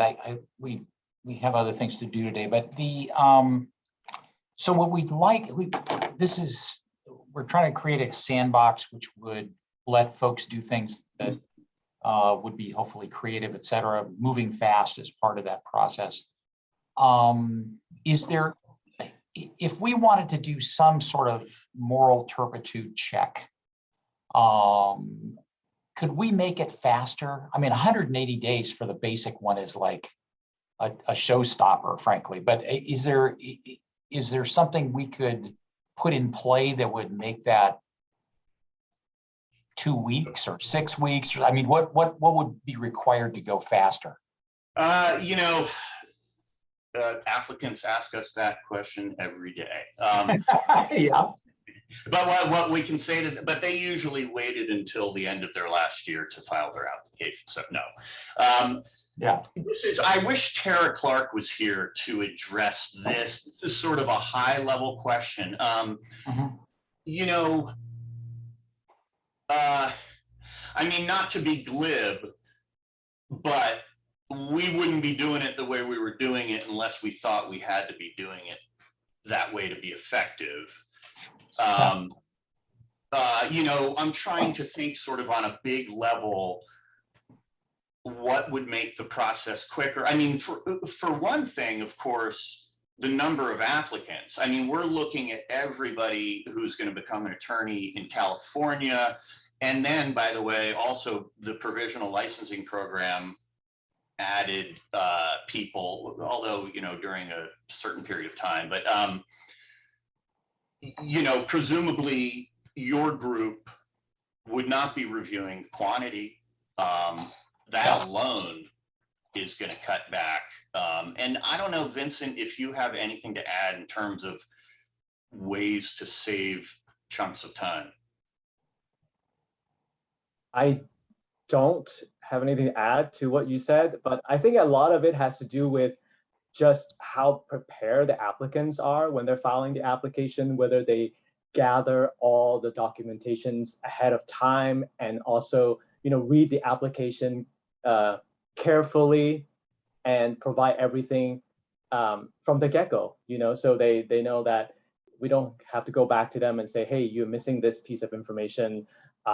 You didn't tell us this when the application asked you to disclose it. So I think a lot of that time is, I guess you would say, wasted on the back and forth, if you will, from the you know, following up with the applicants. That's right. And Tara and I, when we go and talk to law schools, to students, that's one of the reasons we emphasize over and over, please, you know, submit everything in the beginning as much as you can. It is a daunting process. It's a big deal to collect all this stuff. I like to tell them the good news is once you've done it, you've done it. So every job application you ever fill out, anything, you're going to have like every place you lived. But anyway, that is true. I will say it's been a few years now that I've been in admissions, and I'm impressed. I go through a lot of files, and when I go through these files, I look at the feed, that is the back and forth between the investigator and the applicant during the process, and I can see all the history. And I actually I've never said this to anyone, but I've been very impressed with how responsive our investigators are. You know, they'll get a response from an applicant, and that day or the next day, they'll get back to the applicant, ask for something else. Then sometimes maybe 2 months go by. So it's not always the applicant's fault. But a lot of that time, that is true. It's back and forth trying to get court records and various things. Okay, all right. Is there more you guys want to share with us? Because I'd like to ask Neil to ask any more questions and then take it to the group for a last round. But anything, David, you think would be important for us to understand? Nothing comes to mind, but if I think of the one important thing later, then I'll crash one of your future meetings. Okay, cool. And you know, and of course, you can always reach out. We are always happy to talk about moral character. Okay, that sounds great. And Vincent, anything else you want to add? No, I don't. I echo David's sentiments as well. Okay, cool. Thank you very much. Neil, further questions? Nope, I'm good. Thanks, Okay. Vincent and David. And the rest of the group?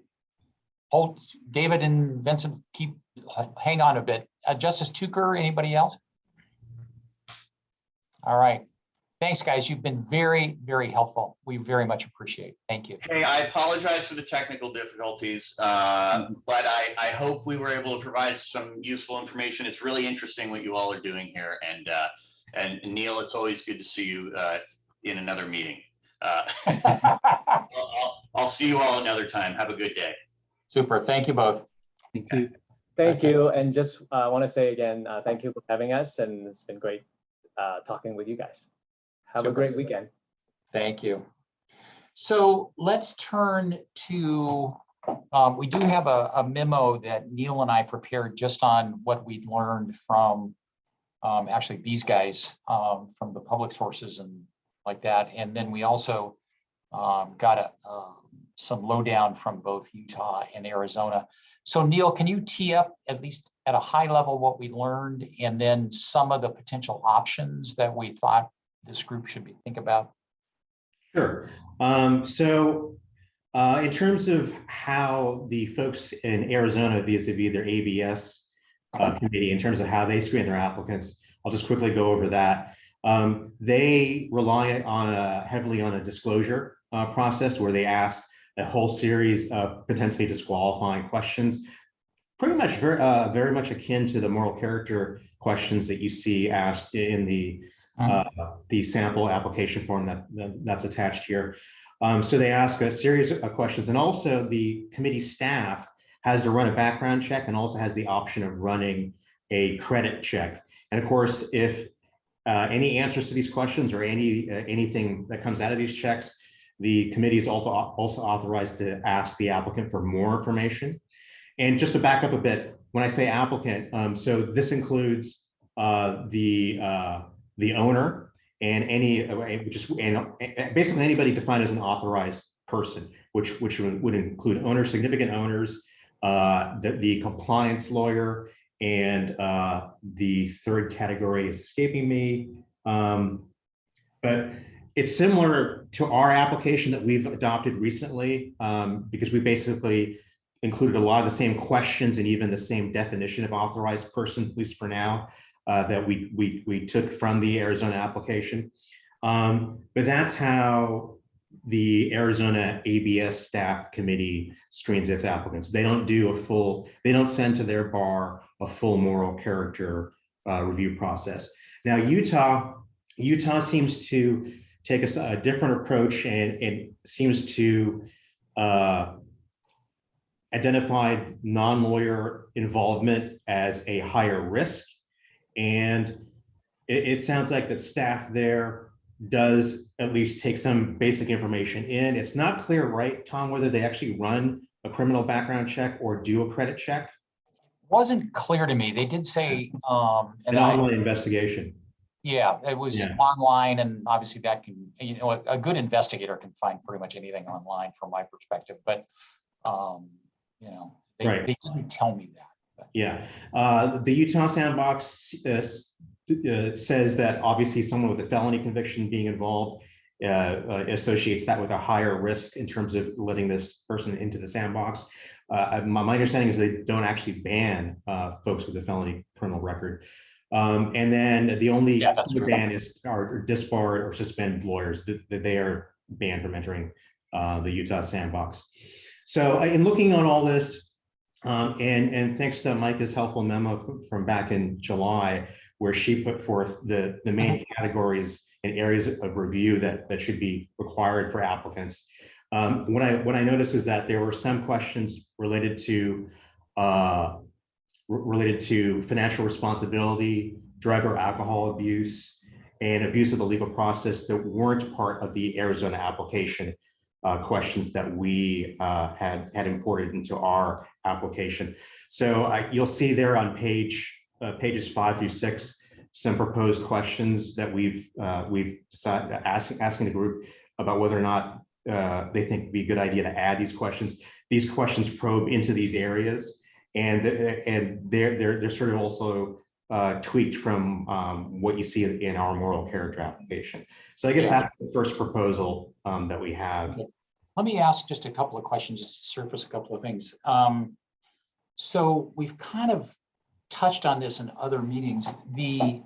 Certainly with respect to the head of practice or compliance lawyer system in Arizona, that person is an attorney that's gone through the full moral character thing in Arizona. And when you look at the Utah practice, they assign a lower level of risk to firms that are controlled by lawyers. So all of those lawyers have gone through the Utah process. So they've gone through some version of the California moral turpitude thing. So primarily this question probably deals primarily with the non-lawyer folks that may be involved in these things. So, so I just wanted to mention that.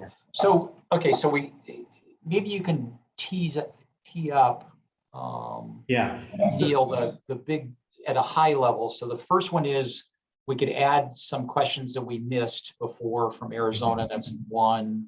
Talk about the others.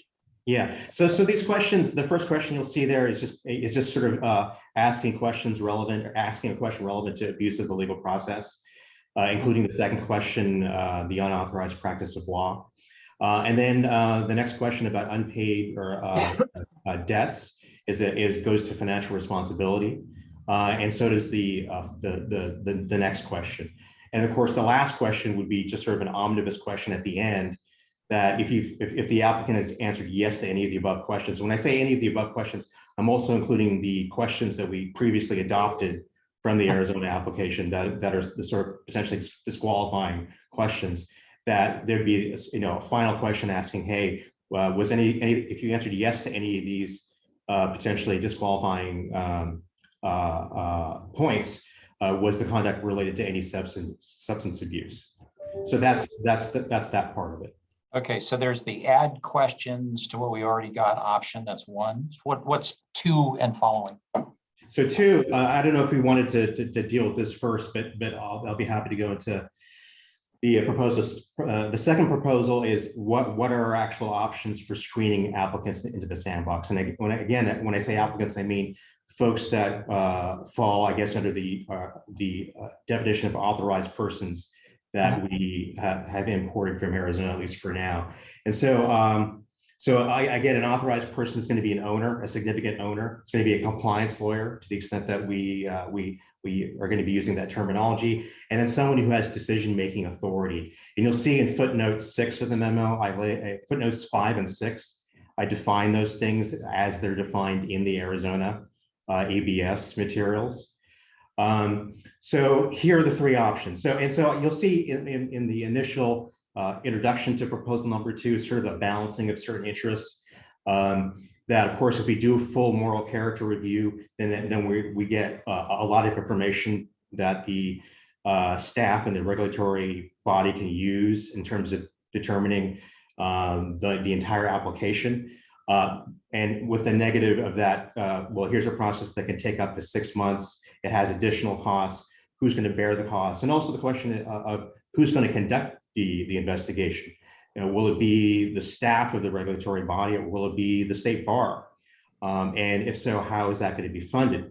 So those questions would have to be answered as well. And also the degree that if we're asking non-lawyers to do a full moral character review, is that going to be a disincentive of some kind? because not only because of folks maybe unwilling to undergo that process, but also in terms of the delay, because the investigation would take. So there are issues associated with that. So, but briefly, Neil, I'd love for you to just surface the big, at a high level, each of the options. One is full CalBAR moral turpitude review, Right. Ups and downs. What are the next couple? And then the next approach is to follow what Arizona does, which is to require a criminal background check, possibly do a credit check, and then really put the onus on the applicant to disclose vis-a-vis a long list of questions that are potentially disqualifying. And then the last approach is sort of a hybrid of both. It's a sliding scale approach that maybe, since we're already talking about generating a risk matrix for the regulator to decide and assess risk in deciding whether to let applicants into the sandbox, that maybe if the entrants that are non-lawyers and their proposed project is deemed to be high risk by the regulator, then that would kick in a requirement to do a full moral character review of all the non-lawyer applicants. On the other hand, if the risk is low, maybe that would not be required. So that's sort of a hybrid approach that may be better at in terms of assigning costs in time. So those are the ideas that we're throwing out. Okay, terrific. Neil, perfect, absolutely. So what I'd love to do is to just preliminarily get a sense if folks could give us reactions to, everybody does the full California thing, which at a minimum requires 180 days. Some version of Arizona or some version of a hybrid. Then Neil and I can spend more time going forward, sort of fleshing these out, but it would be very helpful if folks could just give us some feedback in terms of their reactions to this. Andrew, looks like you want, Marta, go. I'm sorry, and I should be raising my hand, and I apologize for not doing that. I'm just kind of barging in. The sliding scale approach, Neil, that you mentioned, is that would the regulators then determine who that person? I guess you're assuming then that the regulators would determine whether or not it was a high risk or a low risk type of entity that was applying, and then determine whether or not the level of scrutiny or background checks would go on. Is that basically the approach? That'd be basically the approach. So in other words, if the regulator is looking at this, it applies its risk assessment matrix and decides, okay, this is high risk, then that might kick in a requirement to do a full moral character review of every non-lawyer applicant. And then, that could be tweaked in different ways, right? You could also have a fourth system where basically the regulator decides whether that additional moral character review is necessary. But for now, this more risk assessment matrix that automatically kicks in a full review is what's proposed for number 3. Yeah, and then it's not necessarily part of this proposal, but just a reminder, Utah assesses risk on the basis of lawyer involvement. The more lawyers involvement there is, the less risk. So that would be the lower risk option. And then Arizona requires essentially a head of practice, a compliance lawyer that guarantees that everybody follows the rules. So that would be another perspective on risk. Further, more Marta? Or I think Kevin also had a question too, but in Arizona, if there's a change in ownership or a change of is there a requirement that this evaluation process continues if there's, whoever the authorized person is or the lawyer? Is anybody aware of that if they have to? That's right. I think there is actually in the ABS rules that say something like if there is a change of owner, they have to submit a new application, and that kicks off the entire review process.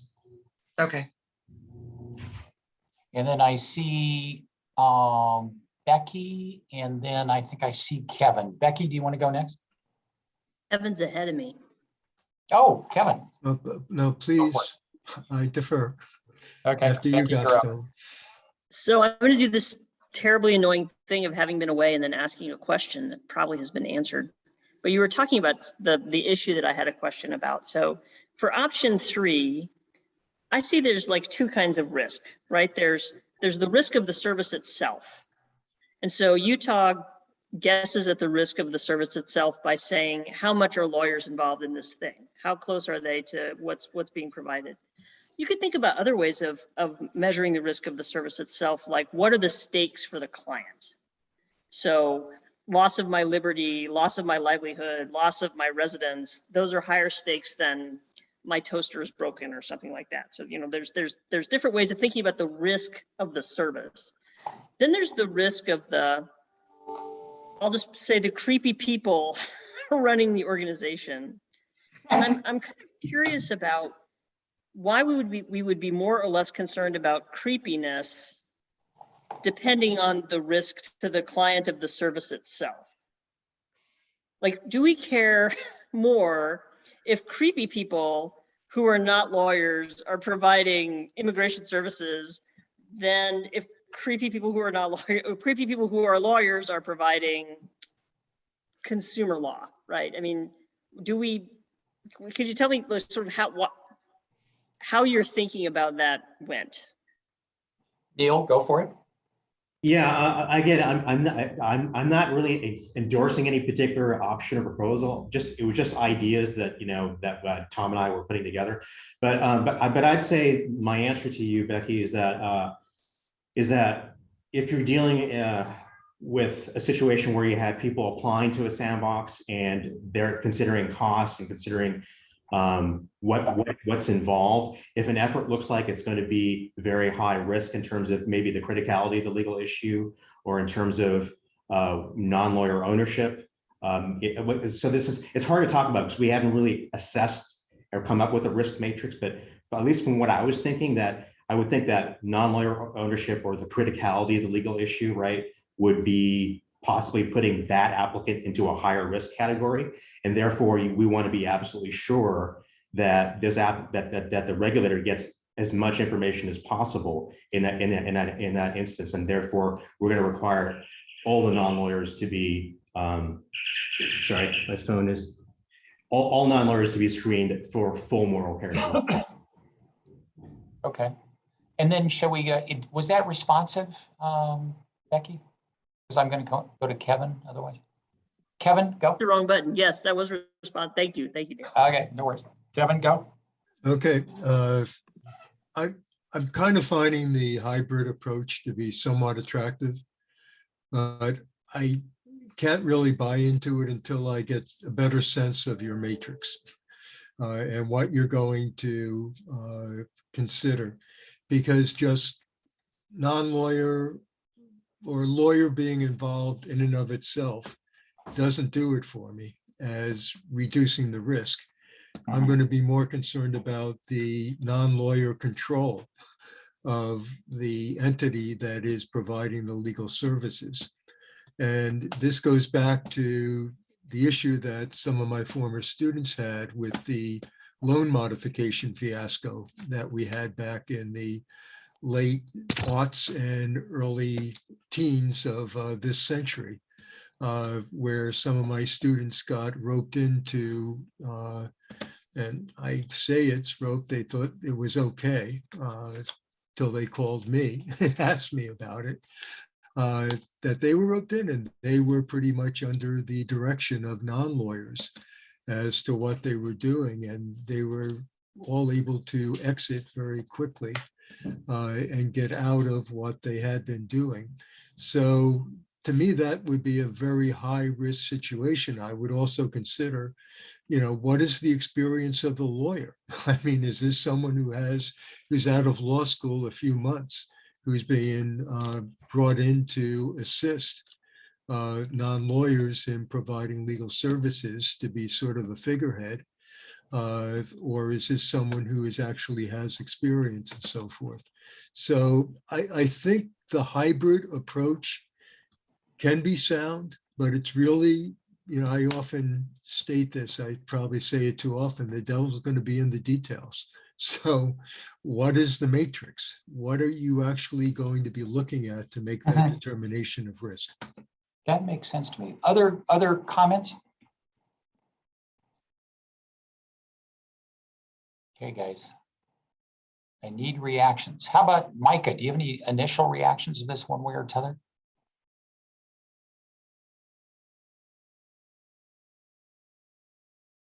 I can't, yeah. Can you hear me? Yeah, now I can.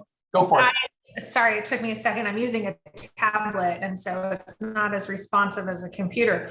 I think we need as close to a full moral character as we can get. It sounds like the 180 days is that amount of time because of the sheer volume of lawyers. So I don't think we're going to have the same kind of volume. I would be open to a hybrid approach, but as we just heard, and I agreed, the devil is in the details. I think one of the things that we need to focus on too is whether or not there's a history of any sort of consumer fraud or consumers making claims against the entity, the lawyers, or anyone participating. But again, it's non-lawyer ownership or direction that is concerning. Yeah, no, that makes sense to me for sure. Also, it just seems to be honesty is, I think I'd be more concerned about a dishonest person than a former cocaine user. But that's one guy's view. Further thoughts, David? Why don't I just put you on the spot? Any reactions? Because I'd like to send, if possible, Neil and myself off with some drafting instructions. Do a better thing. Do something different. Sorry, Or something more. I have nothing useful, Tom. Okay.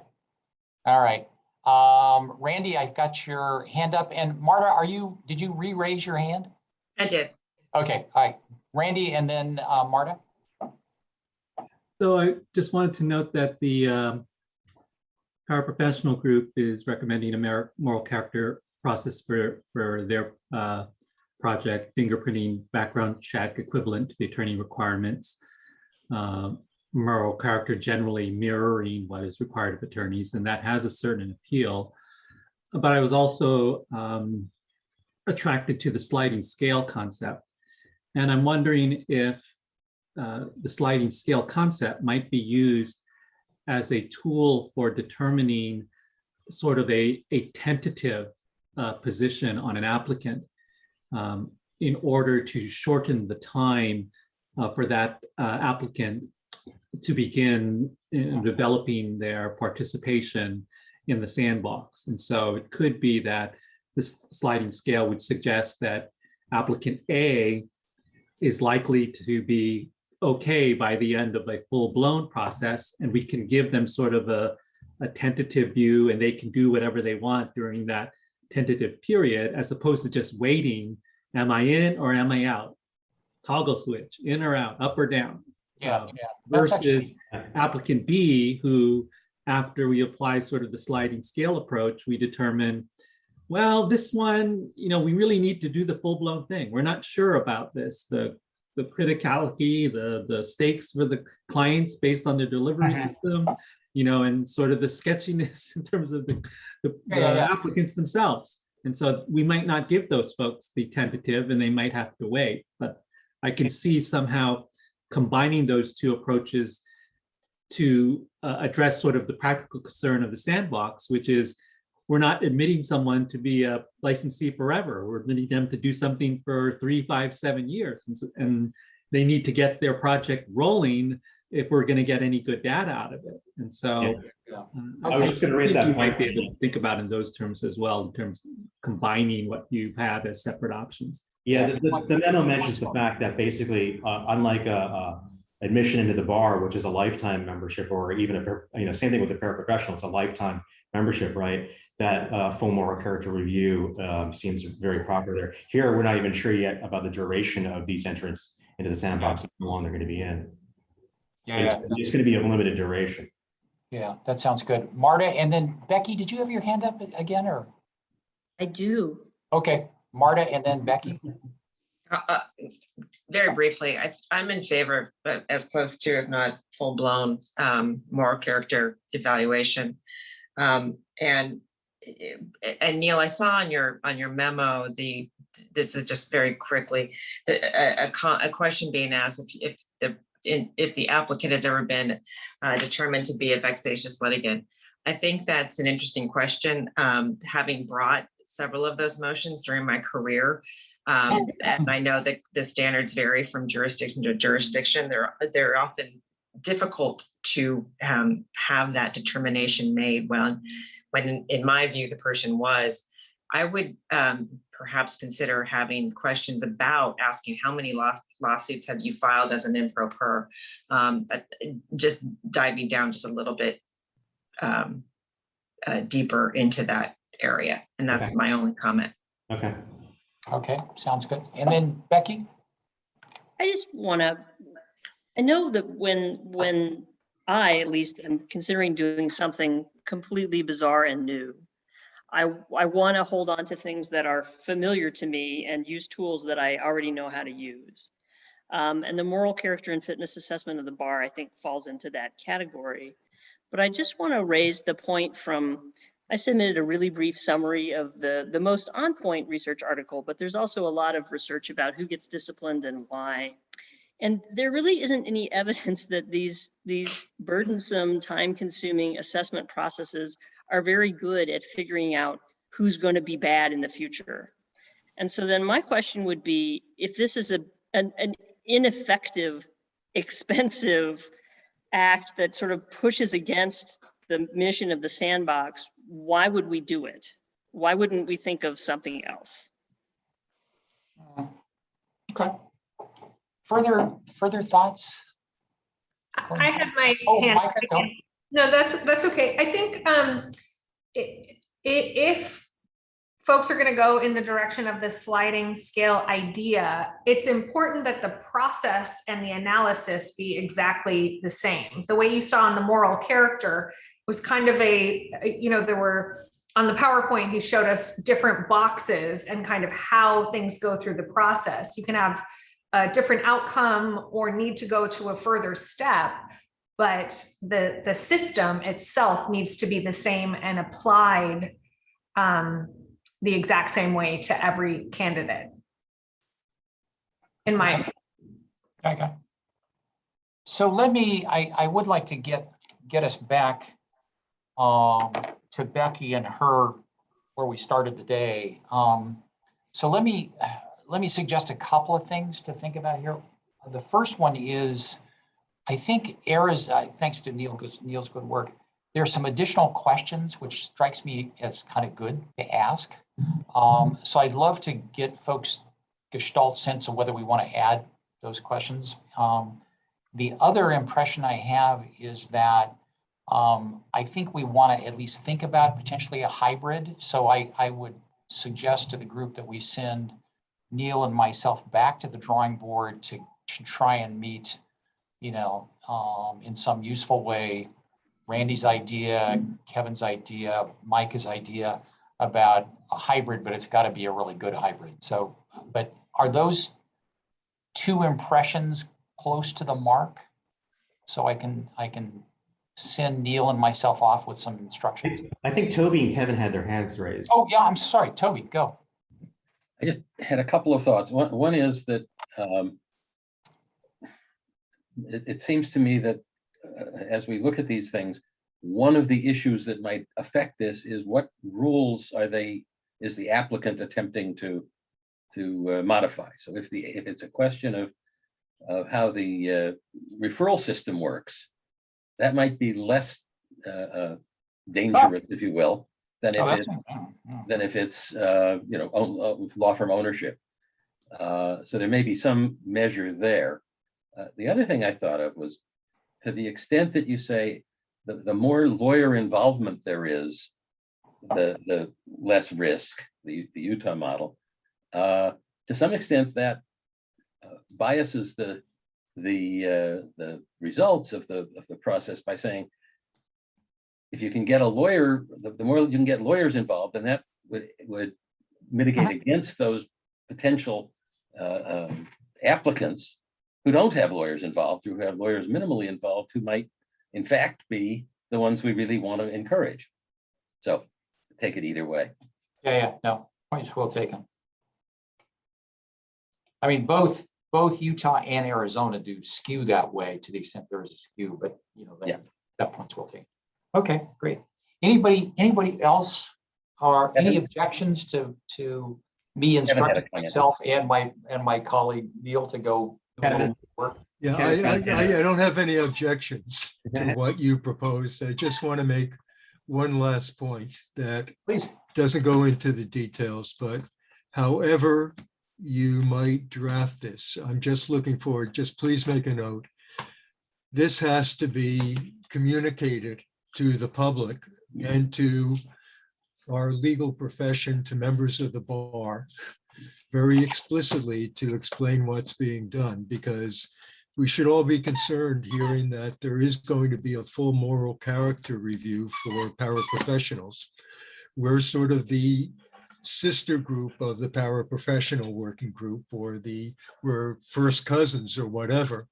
Well, if you're requiring that for paraprofessionals, why not for non-lawyers who are going to be involved with the delivery of legal services, regardless of what you had this one paper that was written that suggested it's not that predictive. I think that from the optics, this has to be done very, very carefully. And that's why I was saying I have to see the matrix and how effective the matrix that is going to be applied in determining what is risk and what isn't risk, because that is going to be very concerning, I think, to the profession. It's going to be communicated to interested legislators who are going to have to sign off on this. And we really have to keep that in mind with everything that we do. Yes, there's time involved. I don't think that we need to do a second moral character investigation of lawyers, of a California lawyer. But I think we have to tread very carefully as we go forward. I'm like I said, I'm still attracted to this concept of the hybrid approach, but we have to be very careful in how it's presented. Yeah. No, I mean, allowing, that point is, to me, very well taken. Any other suggestions, comments? Okay, so my resolution here is Neil and I will go and try and create a hybrid that kind of meets all these needs. And we'll get back to you. And I'm not hearing lots of objection or any objection to adding these additional questions. Is that a correct perspective? Yeah, and I think I'm going to Marner- go on record as objecting. Okay. Any other objections? Yeah. And I think Marner had the idea of just asking more generally about the number of pro per lawsuits filed. Okay. Yeah. Well, maybe we'll come back with a recommendation, and because we do need to obviously come back to this group. Okay. Any other guidance you'd like to give Neil and myself? Neil, thank you for volunteering on this additional adventure. I'm assuming Again, I you're was still drafted. Yeah. I Okay. think Marta? one last point. I think Kevin made a really good point that our sister group is asking for a full-blown evaluation, moral character evaluation. I think that's worthy of evaluation when you guys go back and at least consider it. So at least it's something that's evaluative that is considered, because I think that does carry some weight here. Yeah, I don't think we should take the full blown. I mean, we've already dialed this down by focusing on just the authorized persons, which is a big deal. I mean, it's not everybody; it's just a handful. Right. But let's keep that on the table, because the political point here is gigantic. Yeah. Right. And Right. we can't just sort of blow that off, I think so. Agreed. But let us get back to you on that as well. Right. Okay. So, Tom, whatever you guys revise won't go to the working group yet. It'll come back to the subcommittee at their next meeting, correct? That would be my view. At best, I think, Mimi, we might give a quick report. Just sort of, this is the kind of conversation we had without any final determination. I think Okay. that would be fair. And Sage is working on a risk assessment, right? Matrix? What? Is Sage working on a risk assessment matrix of some kind? Yes, at some point. It's not going to be ready for the next meeting. I don't think for the full working group meeting, but it is something that it's working on still. Yeah, okay. Yeah, so we'll need to coordinate with those guys. Mhm. Okay. So I think unless there's more, let me turn the baton or the gavel, whatever, over to Becky to try and complete our first discussion. Okay, so we're back on agenda item A. And we have resolutions to send forward for 1 and 2. And now we're going to take a look at 3. We know we're going to drop the CTJG should recommend. So this would be any sandbox project should consider how to balance the need for data from participating entities and clients with the regulatory burden placed on both by data requirements. So not to be cranky, but what does that mean? How do you strike that balance?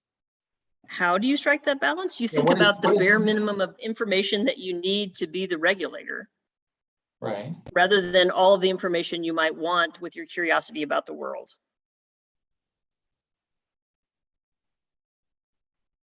But if we, okay, so all right, that's fair.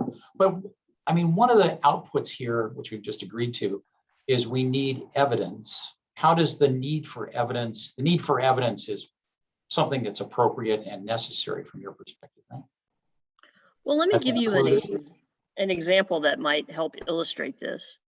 Yeah. So in Utah, one of the things that project was very interested in was racial equity in access to services. And so the data collection protocols involved reaching out to entities that might participate in the sandbox and asking them, how hard would it be to ask the race of each one of your clients? Mhm. And they made 2 points. For some kinds of transactions, it's not possible to know that. The nature of the relationship between the entity and the client doesn't capture that. The other concern that the entities had was, this is somebody who's coming to me for help in a situation that may be very stressful for them. They're going to want to know why in the world I'm asking them these very personal questions. I'm not going to be able to be viable if I have to ask. A bookstore doesn't have to ask me my race, for example, or my gender to sell me a book. Why does somebody who does wills using an online computer have to ask me those questions, right? So I think that would be an example of how this could be burdensome and undermine the success both of the entities and of the broader project. So it's thinking about a balance between how to get what you need to know and the fact that if you want to know everything, you'll completely undermine the whole exercise. No, I think as a broad point, that makes sense to me. But for example, one of the things we are interested in, if not intensely interested in, is the degree to which these activities would increase services to low and moderate income Californians. Presumably that's kosher, right? That's something we would appropriately include in the information we're going to collect. Well, so the question is, does the sandbox itself collect that information, or to go back to number 2, does that independent evaluator collect that information? So the sandbox entities go on and they do what they do, and then someone else is surveying their clients, for example, or observing them, or however they might collect their data, so that the burden of getting that information is not all on the participants in the sandbox. But yeah, I mean, it strikes me that an auditor 2 years out is going to have just a heck of a time getting any kind of information like that from people that participated in a sandbox applicant's activities. But I mean, as a general proposition, we want to, minimize regulatory burden. I agree with that completely. As a proposition, it's hard not to agree with that. It is, however, the case that we do need information to assess whether the sandbox and the sandbox entities have successfully done what we're hoping they will do, right? Well, and what this sentence says is those 2 things are going on at the same time, and we need to think about them when we design this regulatory framework. Justice Tucker. One shortcut, for example, which will get you imperfect information, but at a much lower cost, almost certainly the client will have provided an address for reasons that are non-invasive and necessary otherwise. Zip code. Yeah. And from a zip code, you can get some information about whether the person is likely to be of a certain income or ethnic background. It's weak information, but it's easily gathered. So I think that this is a useful general proposition, and while it doesn't answer a lot of specifics, it's good. We should adopt it and move on. Would be my personal recommendation. Yeah, and my read of this is it doesn't preclude the kind of things that I think are important. So on that basis, I can certainly support this general proposition. I agree on I'd make a adoption. recommendation to, Yeah, go. could I make a recommendation to give the example that Becky gave earlier and include that in this proposal? Because when this goes to the full working group, we're going to have a discussion as to what it means. I thought that Becky's description of what was intended by this was very helpful in understanding, but to just leave it as this general statement is going to be confusing for others who aren't here on this Zoom call.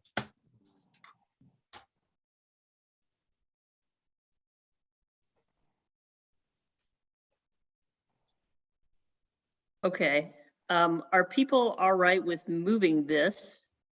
I'm going to move acceptance of this, of 3, with the stipulation that I will add a short example of this balance.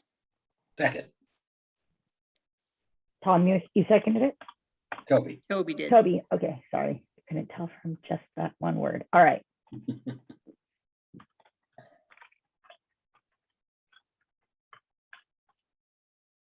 Okay, no further discussion. I'm going to take the vote. Tom Green, Yes. Becky Sandifer, Yes. Marta Alkenbrock, Yes. David Engstrom, Yes. Micah Star Liberty, No. Kevin Moore, Yes, Toby Rothschild, Yes. Patricia Scutiro. yes, Thank you. All right, great. So then if we could turn to the list of questions that's on the second page. I thought that Leah and Justice Tucker had a great point that this is kind of the scope of the evaluation. So this is our chance to make sure that the questions we've identified here are the questions that we feel need to be answered. Justice Tucker had added one to the last category. I think, Tom, when you and I talked, when we were agenda planning, you had one that you wanted called out. Yeah, I mean, Pardon me, everybody. I'm sorry for interrupting, but this is where I have to leave the meeting. My apologies. Have a wonderful weekend, everybody. Thank you. Thank you. Thanks so Marta. much. Thanks, Marta. Yeah, one of the things I've been doing some writing recently on this justice gap set of issues. And one of the things that comes booming out of certainly the California Justice Gap Report and some of the, actually all of the literature, as far as I can tell, is there's a difference between access at a reasonable price. It's sort of a supply issue.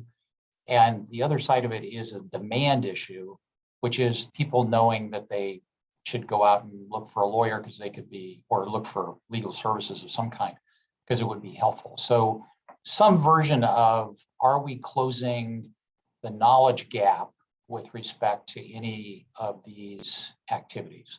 And that is, I think, a really big question, because you could certainly argue that supply is perhaps constrained, but the bigger issue is people knowing that they should probably reach out and try and get some help. And that may have a whole different set of fixes and strategies, et cetera. But so the question would be, under access to justice, have these entities assisted in closing the knowledge gap with respect to the need or the usefulness of seeking legal services? Sorry for the long windup, but it's the knowledge gap that I want us to provide some illumination on. All right, any objections to adding that? So we want something like, how are Sandbox entities impacting the knowledge gap? It would be under access to justice, actually. Mhm.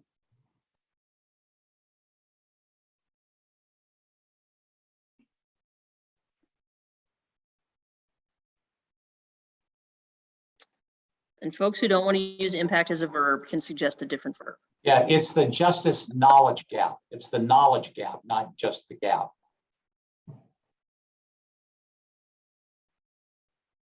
Perfect, thank you. Lessening, perhaps, instead of impacting.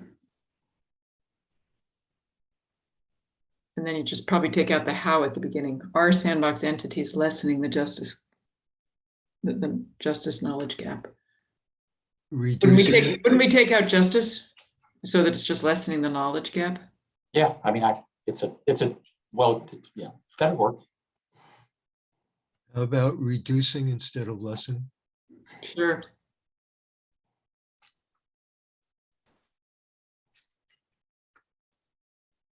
Other things folks want on this list?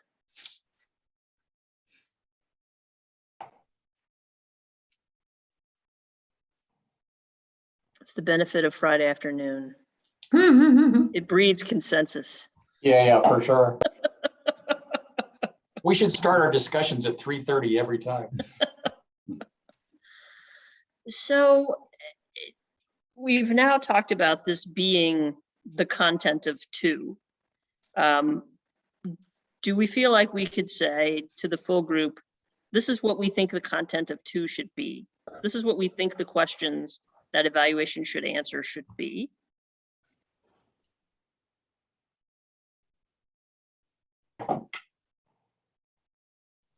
Which of course doesn't, they're not in cement.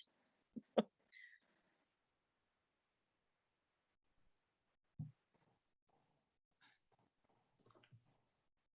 think it's a good list just to at least be a strong start. All right. Justice Tucker, how would you like us to convey this to the group? Do you want us to say, we resolve, these are the, Randy. Just under legal profession and legal services market, is public esteem for the legal profession effective? How? I wonder if that might be recast as trust and confidence as opposed to esteem, because I think that's what really promotes the important relationship of the attorney-client relationship. It's trust and confidence. I think more so than this esteem concept, but that's just my own take on it. So public trust in the competence of the legal profession? Oh, I would say is trust and confidence in the legal profession affected? I see, took out public. Got it. Great, thank you. That's good. So Justice Tucker, how do you want to, how would you like us to send this forward? I think you voted on the 1, 2, and 3, and as long as everybody agrees that this is meant to provide substance to number 2, I don't think we need a separate vote on that. It's just the understanding of the group as you bring it forward would be my suggestion. Are folks okay with that? Yeah. All right then. Does Randy still have a comment or concern?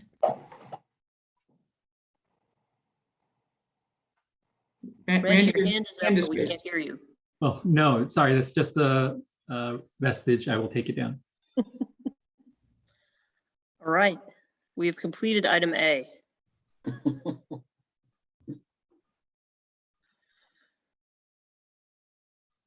So I think that brings us, we do have a little bit of time. One is tempted to let you go early, but let me at least start with another one. We got a very nice memo from Bridget, sort of talking about the efficacy, usefulness, wisdom of potentially using this idea of a head of practice or a compliance lawyer concept. And why don't we have the descriptive portion of that conversation start now, because we only have about 20 minutes left. So Bridget, can you give us an overview of at least the broad brush of potential models we might want to be thinking about? Sure. The one thing that is a little difficult here that I pointed out is that at the time I wrote the memo, the only model that is like a sandbox as opposed to an ABS regulator, so is Utah. So they're a little bit different because with respect to, for whatever it's worth, Utah is the only one that doesn't require it, but also they have a sandbox. So presumably, as we've already talked about, they're doing the risk assessment and different proactive monitoring as opposed to the other jurisdictions like Arizona, England, Wales, Victoria and Australia, where they are just more like on the front end, admitting people to and then permitting them to do ABS, but not doing the kind of sandbox proactive monitoring part. So I just wanted to point that out. But in the time, actually just this week, I noticed that Ontario released its sandbox. So I'm going to go through and check out their rules. What I can tell just from looking on their website so far is that they are also kind of like Utah, not requiring a head of practice for what it's worth. But in the other jurisdictions where they are requiring it, it basically is kind of as we've talked about, having somebody designated, an attorney who's already licensed in that jurisdiction, at least one of them, to verify that the legal services that are being delivered are accurate, and then that person's license is on the line effectively for ensuring that. So some of the questions that came up, and something that I noted, especially in the England and Wales one, I believe, are some questions at least to think about, is whether that individual needs to be like an officer or owner, director, somebody high up in the company, or even employee of the company, as opposed to somebody that they might hire out to contract with to verify that everything is right, but not necessarily an employee.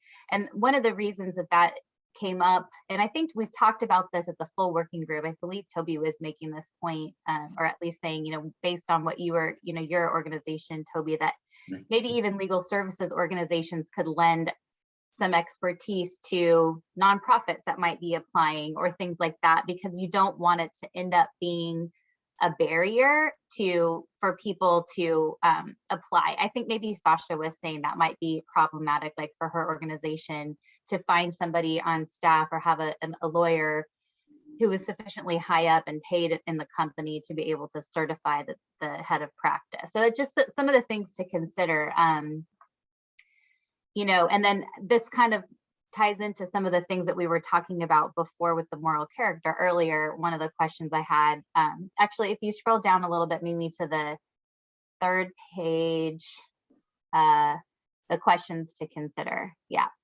One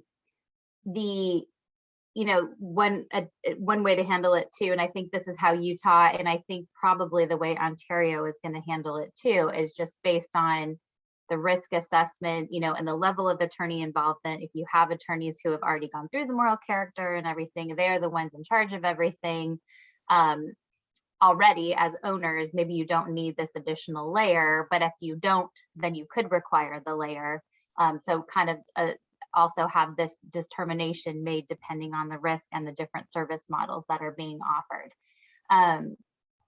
And then also, I just was going back and looking at my notes from the conversation at the larger working group, and Becky was raising the issue of, does this individual need to be a lawyer in order to certify that everything is on the up and up, or can it just be any person at the company, any maybe higher level person at the company that can say, I have done my due diligence and I've ensured that everything that we have here, based on consultations I've had, is accurate and fair. So those are just some issues to talk about, that very broad. Most jurisdictions that do allow ABSs at this point do require some kind of attorney compliance person, and the jurisdictions that are sandboxes that I've seen so far do not have that requirement. But again, there's only 2 so far. Right. And a question I probably should have posed to you earlier, Bridget, but any insights into how, I'm thinking about the head of practice concept in the UK and Wales. Mm-hmm. How does that work with a technology company? I mean, how does, Charlie at was it Zoom, Rocket Zoom or what Zoom, whatever his thing is. How does that concept work inside of basically a tech company? Well, they have to have a lawyer. So I'm going back and looking at what I had written here, but they have to have compliance officer for legal practice, and that's part of the statute actually. Right. Yeah. So they have to designate somebody, tech or not. I mean, they have to designate somebody, but then they also actually in England and Wales have to designate somebody who's also certifying the finance and administration part of it. So in addition to having the lawyer part, they have a different person who certifies for the other piece of it. Yeah. Okay, and then another question, at least in California, you or I are required to supervise and make sure our underling lawyers and paralegals and investigators follow the rules that apply to us as lawyers. My assumption is that the compliance lawyer concept includes that idea, right? Fundamental. Yeah, like supervisory lawyers. Yes, it does. Okay. So if, for example, again, in a tech firm kind of context, if you're signing off on something, you're signing off that everybody in the firm is following the rules that apply to lawyers, right? I think so. I don't know how, I didn't look into specifically like what the wording is that they have to certify, but I think that's the concept. I guess the reason that I'm hedging a little is that I don't know to what extent the compliance officer is responsible for every single employee in the company's business. You know, I mean, in the company's delivery of services, I think that's probably right, but I don't know it with respect to individuals. But like for the tech example, for the software, you know, you would have an attorney responsible for ensuring that the content of the software is accurate. The algorithm is accurately responding to the questions. Right. Okay. All right. This is very helpful. Yeah, go ahead, Becky. Just an observation about some of the differences between the context.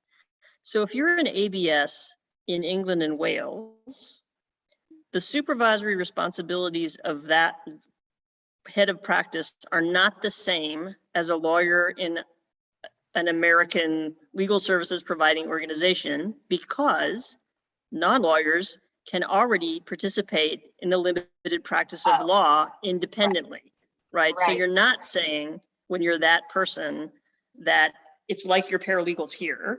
You're saying that organization has procedures in place to make sure that things will go the way they should. So it's a little bit different than the context here. Thank you for clarifying that. That is important too, because the difference there, and I'm not sure how it works in Australia, but at least in England and Wales, there are reserved activities for attorneys or for solicitors, and like anything that's not reserved is already permissible. Is open. Yeah. But within the reserved, see if I'm right, within the set of reserved activities, the head of practice needs to make sure that people are following the rules that apply to those that can work in that space, correct? Yes, you know, I'm looking back at the, if you scroll up a little bit, maybe to the England Wales bullet on page 2, they have a few requirements. So they have to have a manager who's regulated by a legal services regulator. If you remember there, they have like 12 different boards. And then they do also require a supervisory lawyer. I'm remembering this now, who has that practice for at least 3 years to supervise the work that is regulated. So then they have a supervisory lawyer, but that person is separate from the compliance lawyer, the compliance officer for legal practice, who I think is more like that's what Becky is describing, which is more of the ensuring that the regulatory requirements are met, and, you know, like the internal controls type of situation on a broader organizational scale. So they have some different layers built into the way they do the ABS regulation there. Okay, and then again, another question. So I think it's in your memo, but could you just speak to, so one way of thinking about this is we could, at a high level, require this in every candidate into the sandbox, full stop. This is an entry requirement. You have this. Or we could say this will weigh in the risk assessment and you're going to be way less risky from our perspective if you've got this. I think that's right.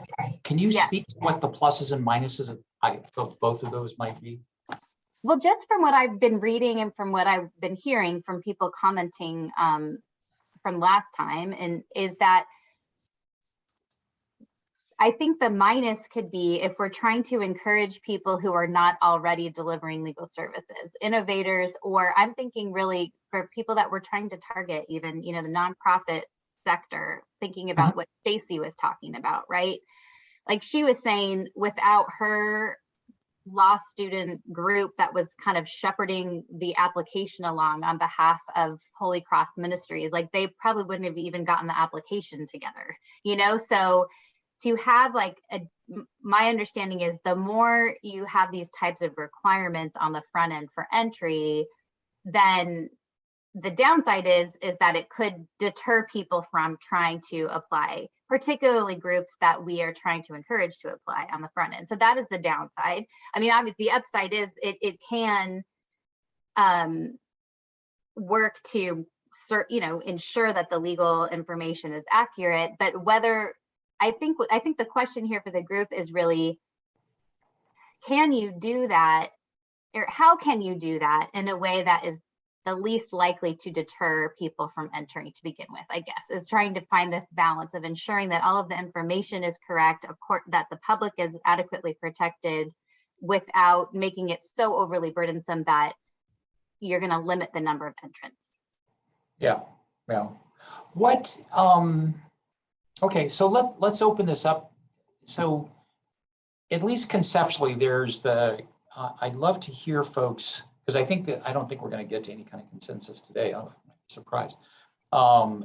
Anybody want to just sort of generally speak to this question of every entrant must have some sort of version of this, which we would have to include. I mean, it's a specific section in the Arizona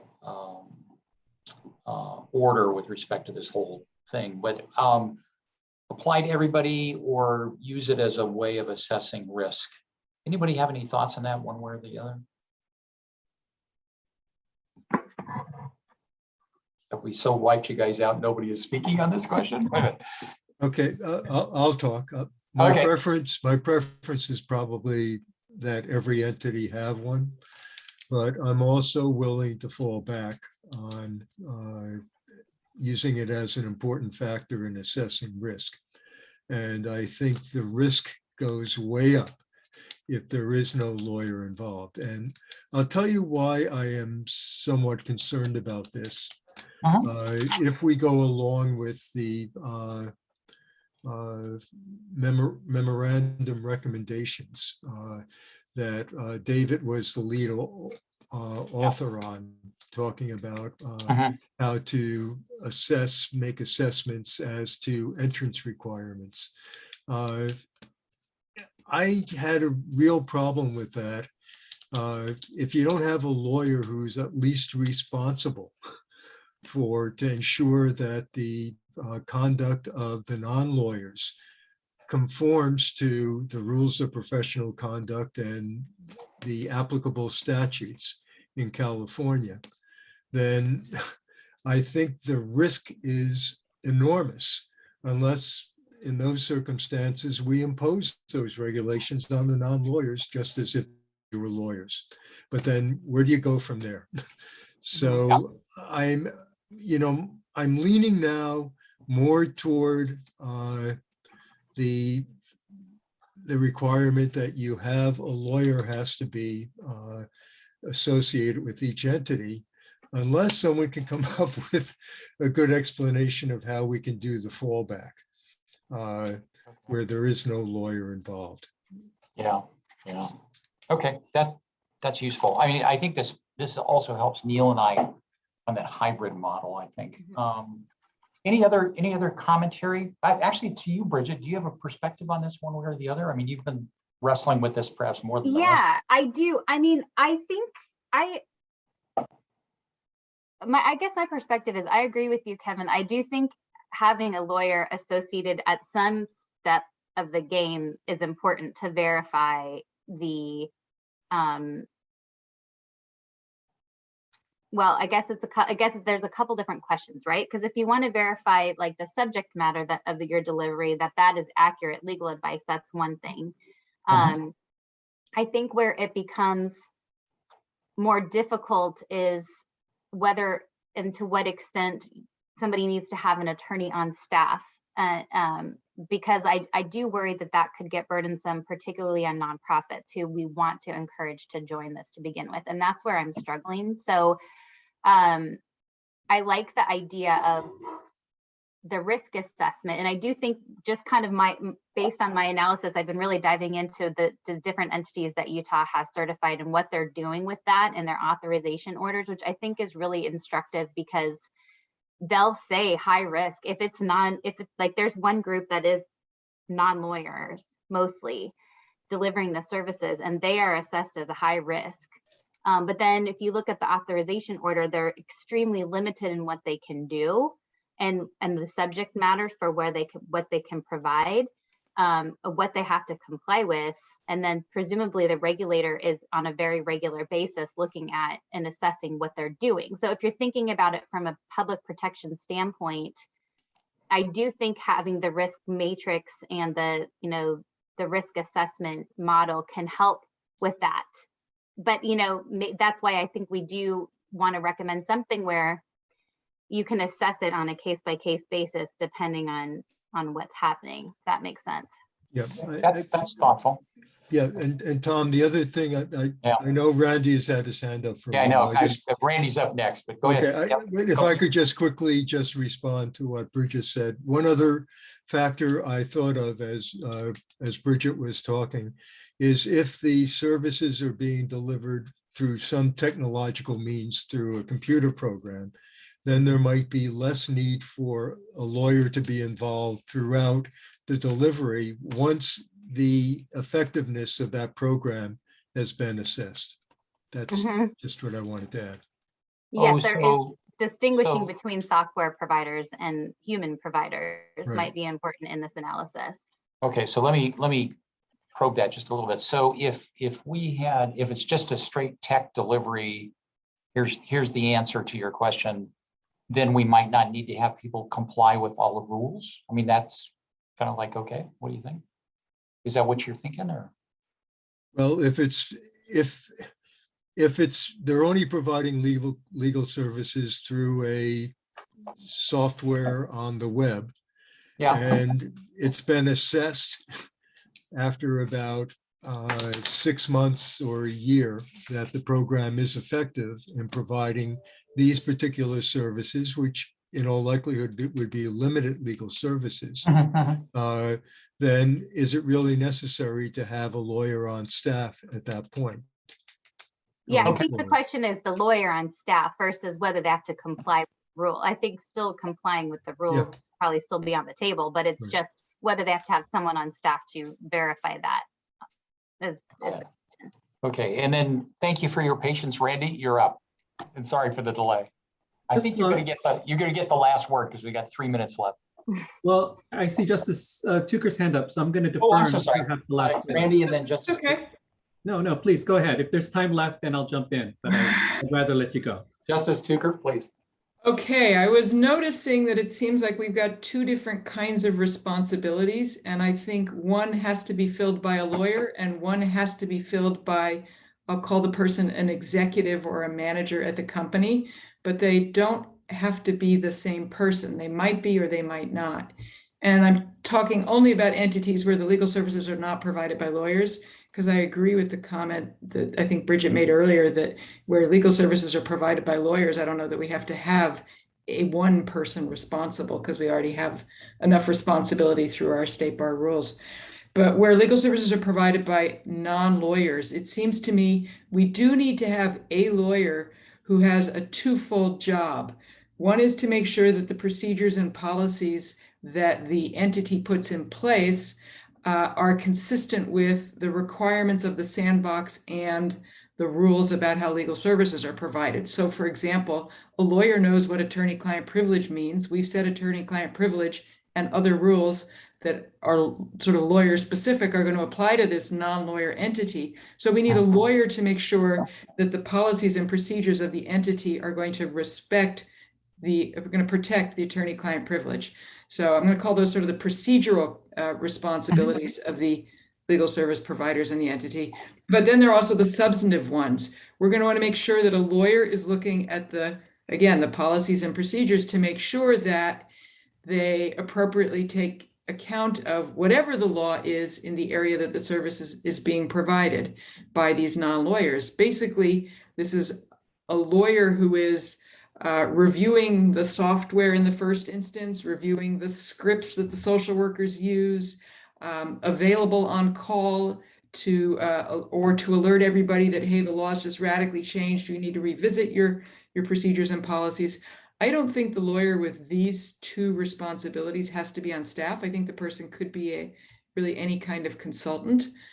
We just need to have somebody who has a lawyer's skills who comes in at whatever the appropriate point is to say, okay, I've looked at the procedures and policies, they pass muster, it's all systems go.